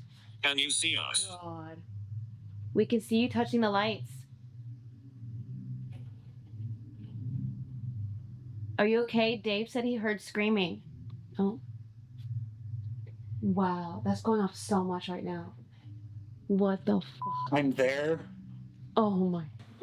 Oh my god. Are you okay? What the fuck? Did you just walk by me? No. Dave, that's been going off so much. Jesus fucking Christ. Are you serious? Swear to God. You didn't walk by me? No. Something walked here. I could feel it on the floor. Dave, stop right now. Dave, that's been going off so much. The lights. That went off like 4 or 5 times just while you were in that thing. Like my heart is like racing. Oh. You're still Jesus here? Christ. These things aren't sensitive at all. No, I know. Okay. Well, You heard. so, the cat ball is still, going off, still being the cat ball. He had some sort of physical experience here. We didn't see it on tape. I didn't see his shirt move or anything like that.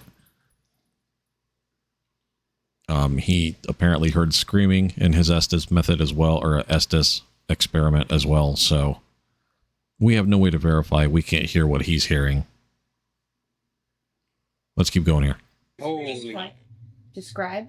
I heard screaming like 2 or 3 times. One Yes. time it sounded like a woman. One time it sounded like a child. Okay. I didn't know that, because I heard that vaguely when I did it, but I didn't know that you guys, I thought it was just words that you were supposed to.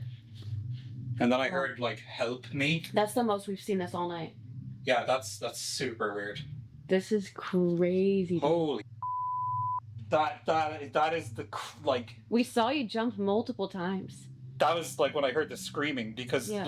it would stop. There would be no other sound. Yeah. And then all of a sudden screaming and then it would go back. Yeah. It was like, okay, I'm taking this now for a second and Should we reposition both, that cat ball and another one, just to make sure that we're getting a good finding? I was gonna get another cat ball Yeah, and put it right please, next to let's it. do that. So we have 2 over here now, and then 1 there.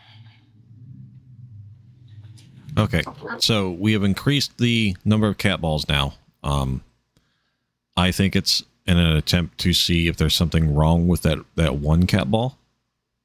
Let's keep going here. The bed is not touching off that locker either. No, it's not. It's not. So Okay, good. That means that they can do whatever they need to on the bed, and it's not going to shake the nightstand. So, good. Nothing that we could remotely even shake for it to do that. That's wild. You're not fucking with me. You didn't walk by here. I swear to God, Dave. Because I took off the blindfold and I fucking saw you standing there and I'm like, She stood here the whole time right beside me. We both just looked at each other. I don't know if it's because I can't see and I can't hear. If it's my brain is f***ing with me, but I felt the floor, walk past your show. I mean, it's that is so distinct. That's definitely a thing where that's why they want you to close other senses, because it heightens your other senses. So you may have felt something. They're just not going off at all now that I'm not in anymore. Apparently. And we get to go back and look. You'll see it went off so many times while you were under that. Whatever it's called. Did I say help me at one point? Because I've seen hundreds of times. We show us lights. We show us lights? You did show us lights. We saw a lot of lights. Dude, when the light went off, it said, "Can you see us?" What? Yeah, I forgot about that. Yeah. We show as lights. Okay, so, 2 things that could potentially be relevant to the investigation here, right? They got the cat ball going off. The box says, "You show us lights." Creepy, sure.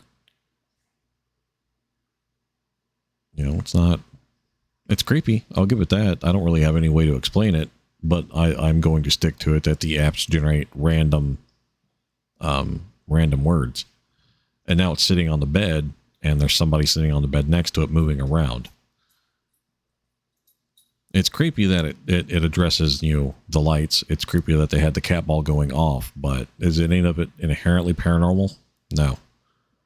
At one point while you were out there, it's like, can you see us? Me and Show were like, what? Nothing. What the show? They're not going off at all now since he stopped. Do you think it's because, like, they're, like, using me or something? You know what I mean? Like, when you're under it, you know? I personally don't think that's a thing, just because I just don't... It's still spooky as and it overall doesn't make sense as far as timing goes, but, I'm definitely willing to see what happens again. Would you like us to try and close a door? Right there. Did you hear that? No. You heard that, Show? What the fuck was that? What? Alright. Well, I'm putting the headphones back on. If you want to communicate with me, now is the time to do it. If you want to set off any of our devices, now is the time to do it. Just open that a bit more. That's working. Okay.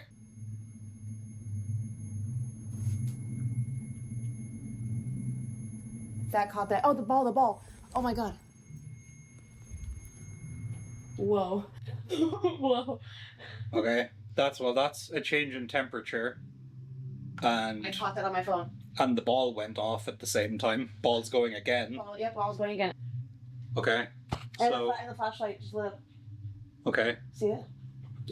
I don't get it, like the temperature thing's going off, but like the REM pod itself isn't doing this. But that means it's working, that's all that matters.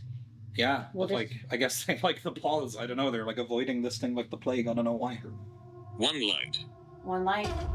Ooh, you only want one light? Turn Okay. off the flashlight, I guess. Alright. Or does he mean one light because that's going off? Maybe. Okay, I'm gonna go back in. You got this, Dave. Alright, wish me luck. Still going on. But the other two aren't going off, so I think that's more proof that that one cat ball is going bad. Why is the temperature changing?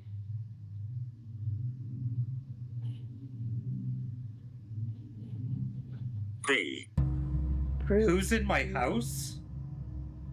Prove. Why is the temperature changing? Prove. Keep walking. Keep walking. More random words. Keep walking where?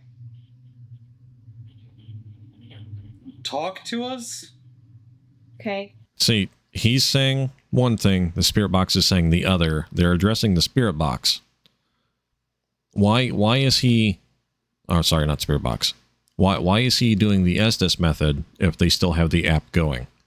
This was my question in the Exploring with Josh video. Why are we running both of these things together that are supposed to do the same thing? Right? We're getting two different answers for the same question. And a lot of the time, the answers don't mesh together. A lot of the time, they don't even mesh with the question itself. Why are we running both at the same time? Do you like talking to Dave?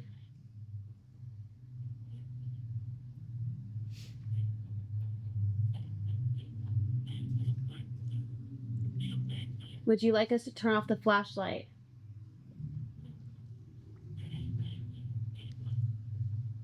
Women? Okay. Do you feel comfortable talking with less lights?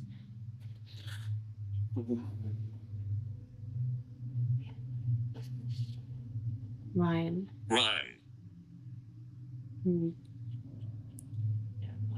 feel like there was more going on when there were less cameras and lights. Should we turn off one of the lights? Yeah. Okay. Can hear stuff, it's just like not clear. Dave is listening, so anything you have to say, just tell Dave. Sounded like a woman like groaning or something. Of course. Of course.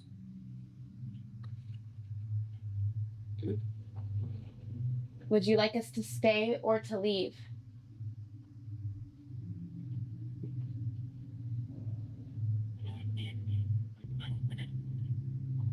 I am coming. Are there multiple people in here?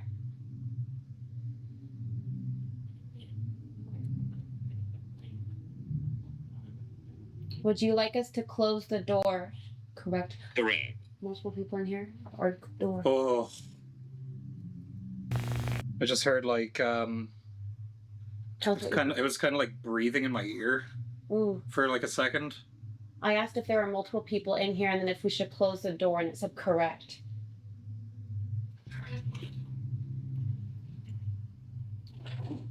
Okay. The temperature thing. Excellent. Oh my god. Whoa. Oh my Okay. god. I mean, random. Were the cat balls going off? No, not like last time.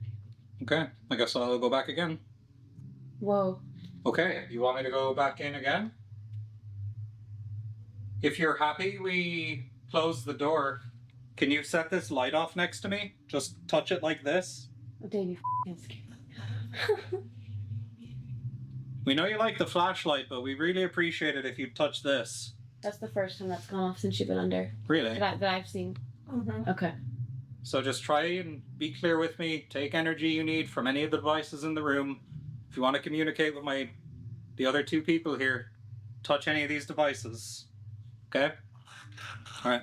Go again.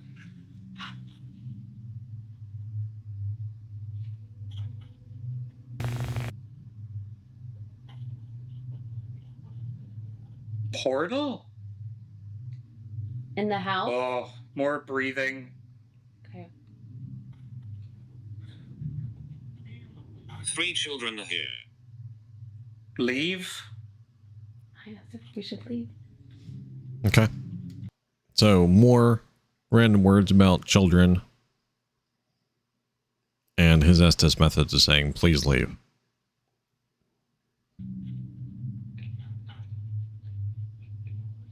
Someone...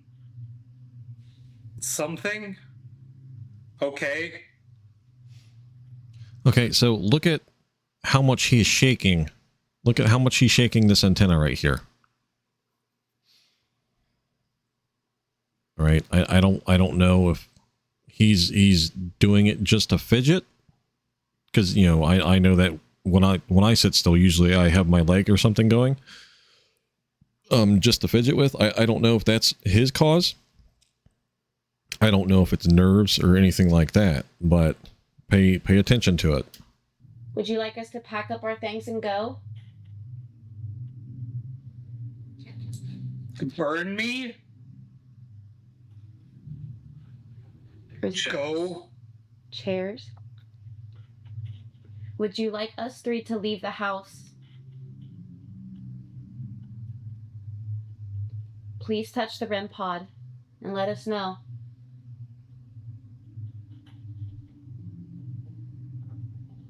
Out. No, we're not supposed to be here. Why do you want us to leave? See me? No, we can't see you. Touch the REM pod, let us know. I'm hiding. I'm hiding. Look, Dave.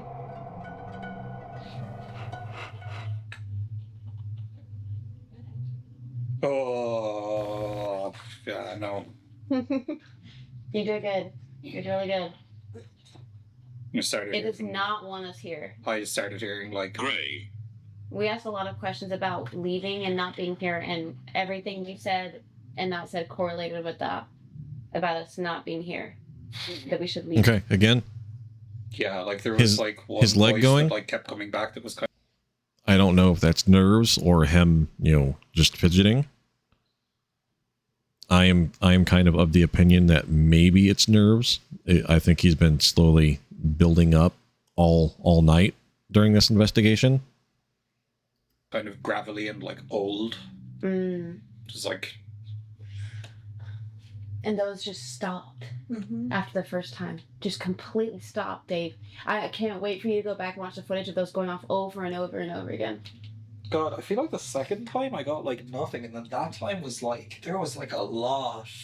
Yeah, it sounds like it doesn't want us here. If there is something. And it's like, why does it like close the door? It's someone else.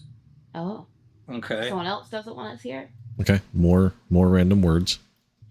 Well, he said there's 3 children here. Weird growls and shit. Yeah, 3 children here. So if it's multiple people, we're getting different responses. Okay, so this is the thing with using both of those together, is that they contaminate the other one, right? Because the answers from both of those, from the spirit box and the app, don't go together. You would think if something was actually communicating with them that the answers would be succinct. It's not that there's multiple, things there trying to communicate, right? If there's, only so much energy to go around, whichever one has better access to the energy would be the one communicating. There wouldn't be multiple things going on. So just the fact that the spirit box does not cooperate with the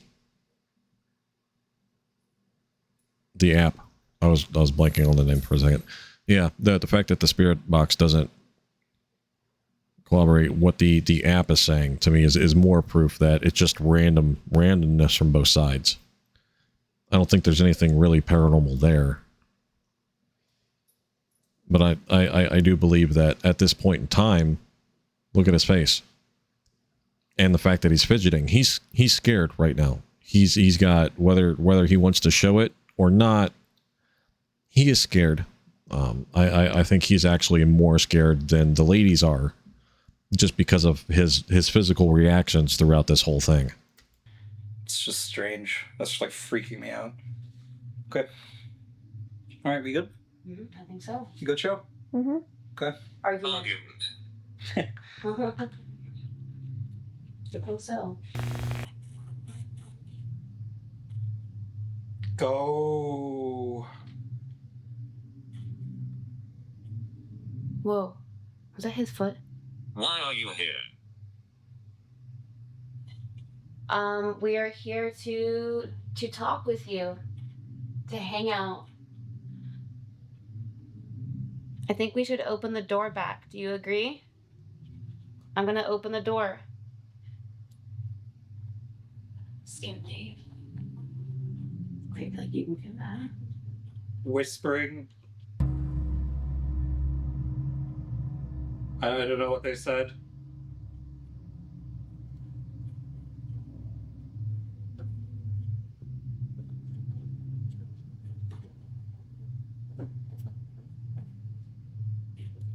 It's crazy. He didn't feel that, but he did feel. I know. I don't like that at all. Really don't like that. I'm getting crazy focusing issues this time. Burden? Do you feel like you're a burden, or are we a burden to you? Hi. Hello? Are we talking to someone different?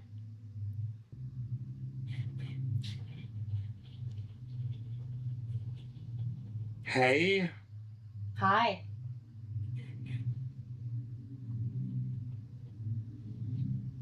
Help? What can we help with? Set us free? Set you free from what? Oh gosh. Run now. Okay. More random words that don't necessarily go together. I am going to fast forward a little bit through this. Here we go. The REM pod is in the door. It's that device with the light on it. If you could touch that and let us know that you're happy that we're in here, we would appreciate that. There's also a ball on the floor here, which I know you like to play with. So you can interact with that all you like. Like. Oh? You really like that flashlight, huh? He just called you a Mick. What's a Mick? What? Bro just called me a slur. That's that? crazy. That's a Mick. Mick's an Irish, like a slur for an Irish person. Really? Yeah, they used to call See, us that's Micks. not even something I would have known. That's weird. Yeah. That's absurdly random. Yeah, especially for 2 people from Ireland. Do you not like Irish people? Do you have a problem with immigrants? Hold up. We're legal. We're legal, by the way. We have visas. Do you not like Irish people in your house or in your country? If you don't like Irish people, set off that pod in the door. If you do, I'll leave. You just have to touch that red light and it'll make a noise, and then I'll leave your home. I might even go back to Ireland. I know.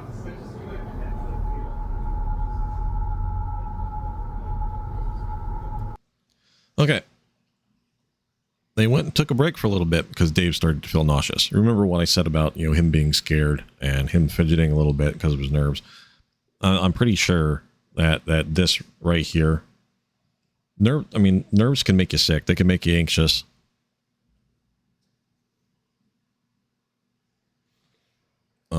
You know, it happens. There's nothing paranormal about it. You know, you get nerves, you get nauseous from the nerves. I used to get them all the time when I was playing shows with my bands. It's nothing paranormal. It happens to everybody, man. Let's keep going.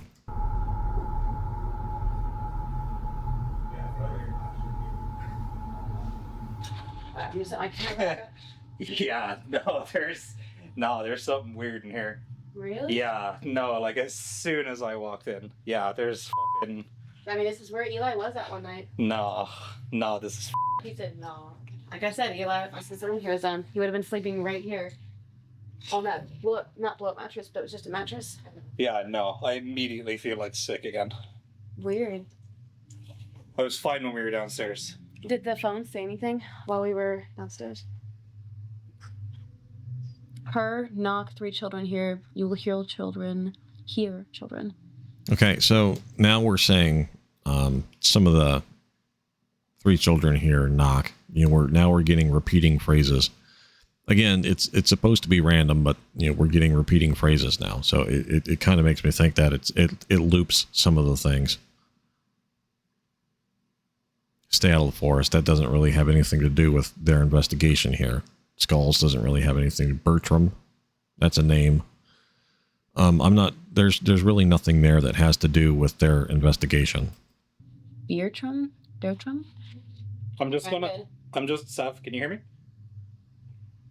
Okay. Is there anyone here in this room? Anybody? What the fuck? Okay. Are you a good spirit? I am. Okay, that's good to know. Did you pass away here? Or near this area? Did not like that. How did you die? If you remember. Oh. He doesn't like you. What? You okay? I just felt like cold wind on my arm, like right here. Yeah. Did you say anything? Yeah, what did Sam say? I asked, did you die here? And then you said, don't like that. And then I said, how did you die? And then that was when you... Okay. Did the air just kick on? No. Okay. Maybe I'm just like, it's a census thing. Maybe it's just because I mean, maybe it just didn't like the questions I asked. I don't like your words. I hate that. I'm sorry. I apologize. I won't ask those questions again if you don't like those. I'm sorry. Okay. I didn't mean to upset you. So you feel more uncomfortable in this room, but less activities happened in this room. Yeah, for sure. I feel something weird in here. Like I've got like this, like kind of not, like it's kind of past now. Yeah. But like when I walked back in, I felt it like straight, like in the face. Yeah. I don't know if it's just like a psychological thing. It's probably just a psychological thing. Okay, so the spirit box there again. He asked a question. He got a response from her. He asked another question. She got, you know, air or wind or whatever put on him. And then the app talked again. There's nothing really there. The two experiences aren't really gelling together. Now, the back and forth between him and her, between Dave and Sav, sure, you know, That, I mean, it seemed like she was responding until she got the cold wind on her face, but the app wasn't adding really anything to it at all. Or I'm just like psyching myself out, but I wasn't really like that in any of the other rooms. Yeah. It's really weird how like we get these like windows of opportunity, and then it's just. I think it's dependent on if, to play devil's advocate, if there are multiple people we're communicating with, that would explain why there's some more active than others. Yeah, it's just, I don't know. It's like frustrating. It's like, for sure.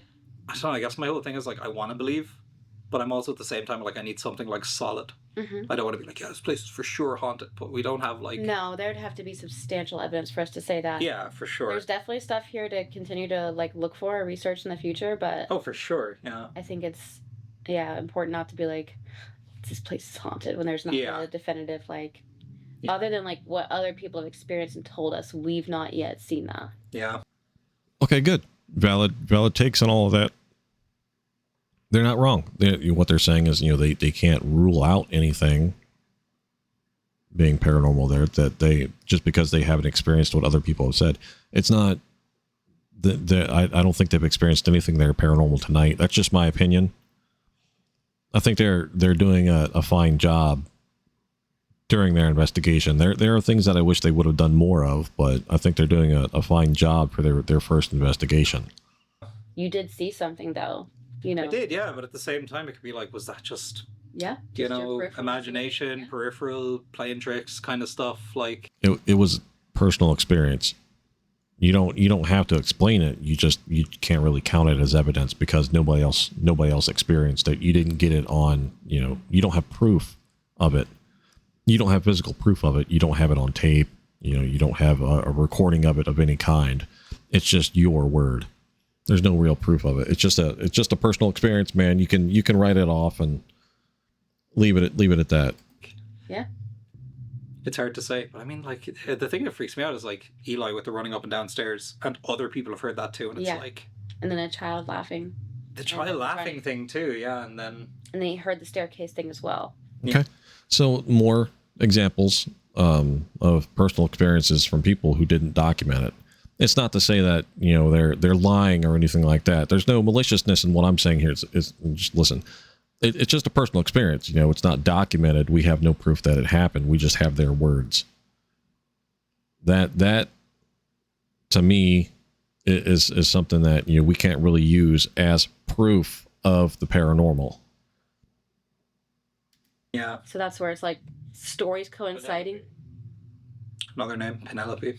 Stories coinciding, but not and then taking place at the same time, and not people that have communicated about it. Yeah. That's what's weird. Give us a sign. Anything at all. Whatever you feel comfortable doing.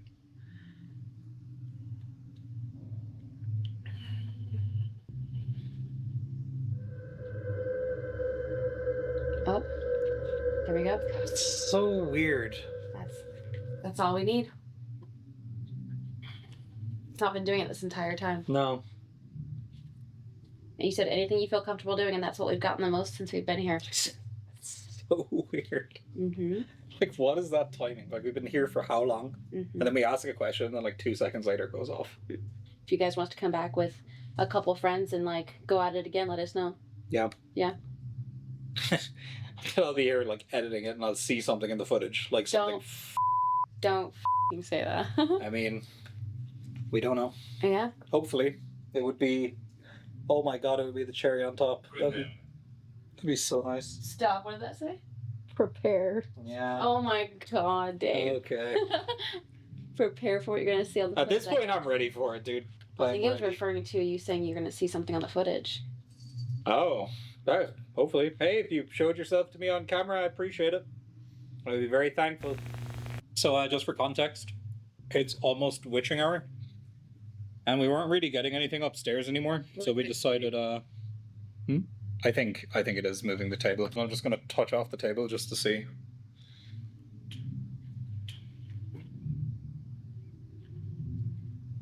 Really? What the f***? All right, let's not touch the table. Okay, let's just not touch the table, I guess. That's fine. Okay. All right. I'm going in. All right. It is 3:09. We're gonna ask some questions. Have you enjoyed our visit here? Hi. Do you enjoy talking to Dave?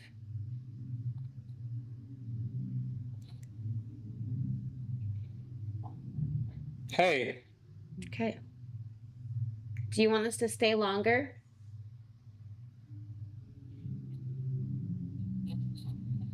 Loser. Okay. Are you taunting us?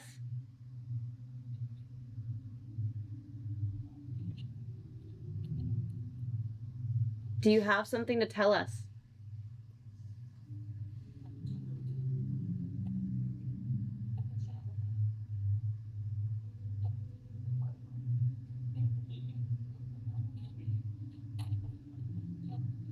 Children play. The children play. Was there something in Finn's room?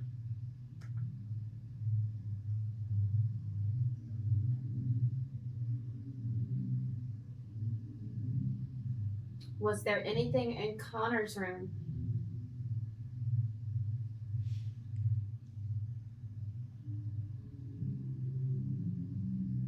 Was there anything on the staircase?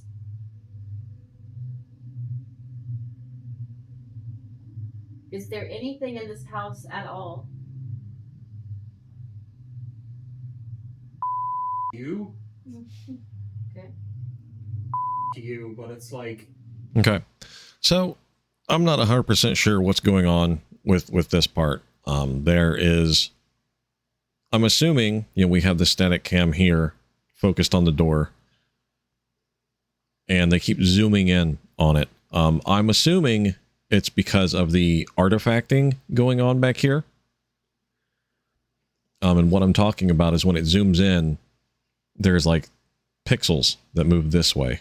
And that's all it is. It's just pixels. It's from a lack of light in that corner there. That's all it is. It's a lack of light. The camera is trying to make sense of the darkness that it sees there. That's all it is, because you don't see it moving when it's further out like this. You only see it when it's zoomed in. So I'm assuming that that's why they're zooming in, because they were editing and looking over footage, and then they saw the artifacting happening, and they thought maybe there was something there. That's my thought. I'm not 100% sure what it is. It's not. They don't really go in to explain it. I mean, honestly, I don't know if they explain it. I haven't watched this far yet, but we only got 2 minutes left, so let's get. It's so loud that it's distorted. Well, we probably busted at this point, but it's 3:30. My thoughts are inconclusive.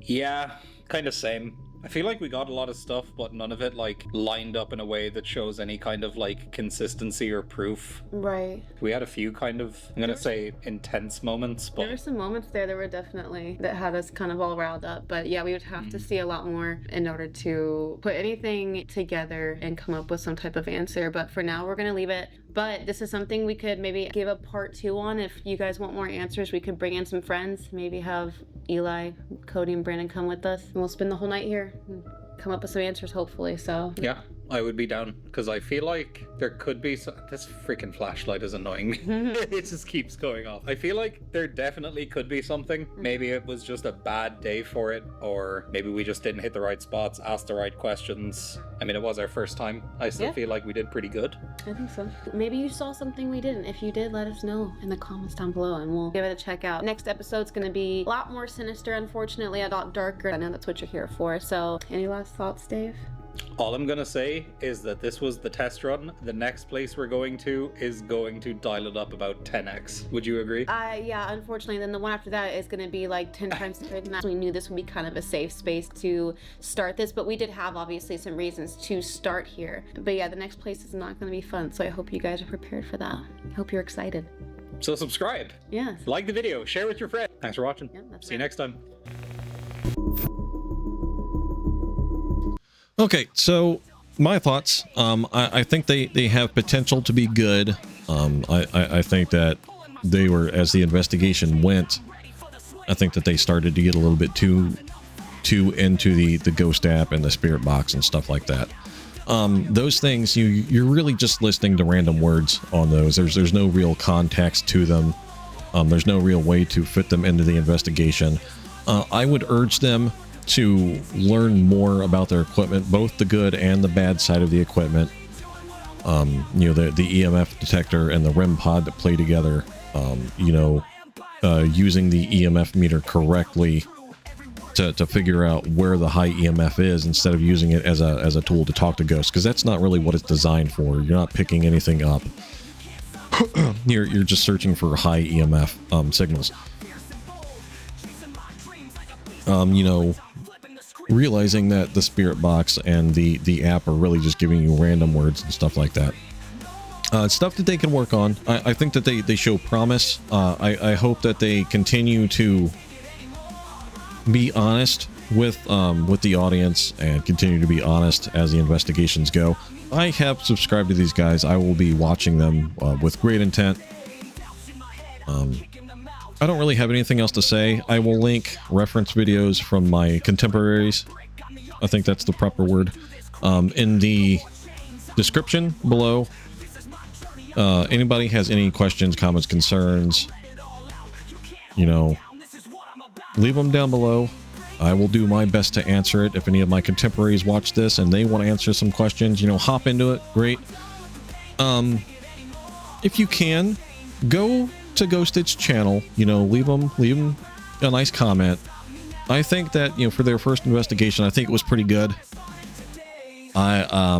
You know, I just hope that they remain honest and that they learn more about the field, and don't be afraid to reach out to the debunking community. You know, we're part of the same community. You know, we're two peas in a pod.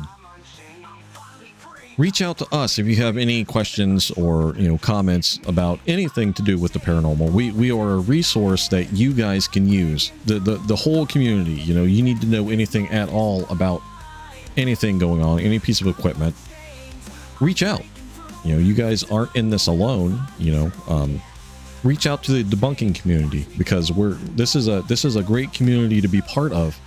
And you guys did a lot of your own debunking in this episode, and that's really what kind of floored me about you guys. Like, I've seen a lot of crap here recently, and it was just nice to see a new group come out with their first episode and actually, like, try, you know, like, you guys didn't come up with any fancy story about the place, you know. Of course, it's, you know, your friend's house, but you know, you guys didn't really interject anything that shouldn't have been there. I personally kind of feel like you spent too much time on the Spirit Box and on the app, but you guys have clearly you searched on YouTube and found out that the popular ghost hunters do that. I would strongly urge you to not look up to them as inspiration, because a lot of those channels just make stuff up, just like blatant fakery. But you know, good for you guys. This was a decent investigation as far as investigations go. You guys could have a very promising future on your hands. I just ask that you mind where you're on the edge of a double-edged sword, is what it is. You know, you're on the edge. You know, you could slide down one way into the fake ghost hunting stuff with, like, the twins and Sam and Colby, from what I've heard. Even exploring with Josh. You know, or you could slip into the debunking side, to where you get into a place and you start looking for rational answers of why things happen. I kind of fall on the debunking side, because I'm always looking for a rational answer. And I stand by my belief that when you're investigating a potential haunting, it is your job first and foremost to debunk the haunting, right? You wanna walk away, like on this episode, and be like, you know, we didn't really capture anything at all to say that this place was haunted. Great, perfect, job done.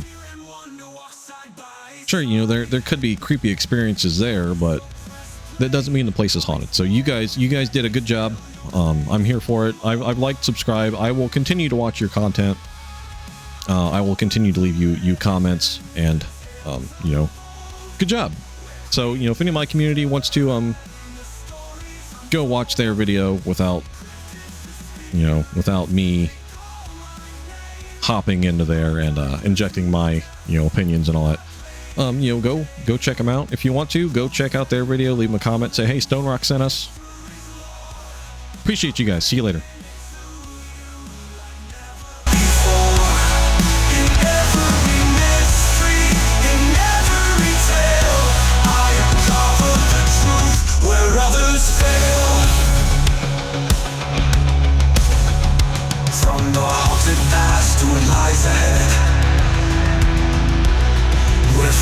Alive, not just for the dead.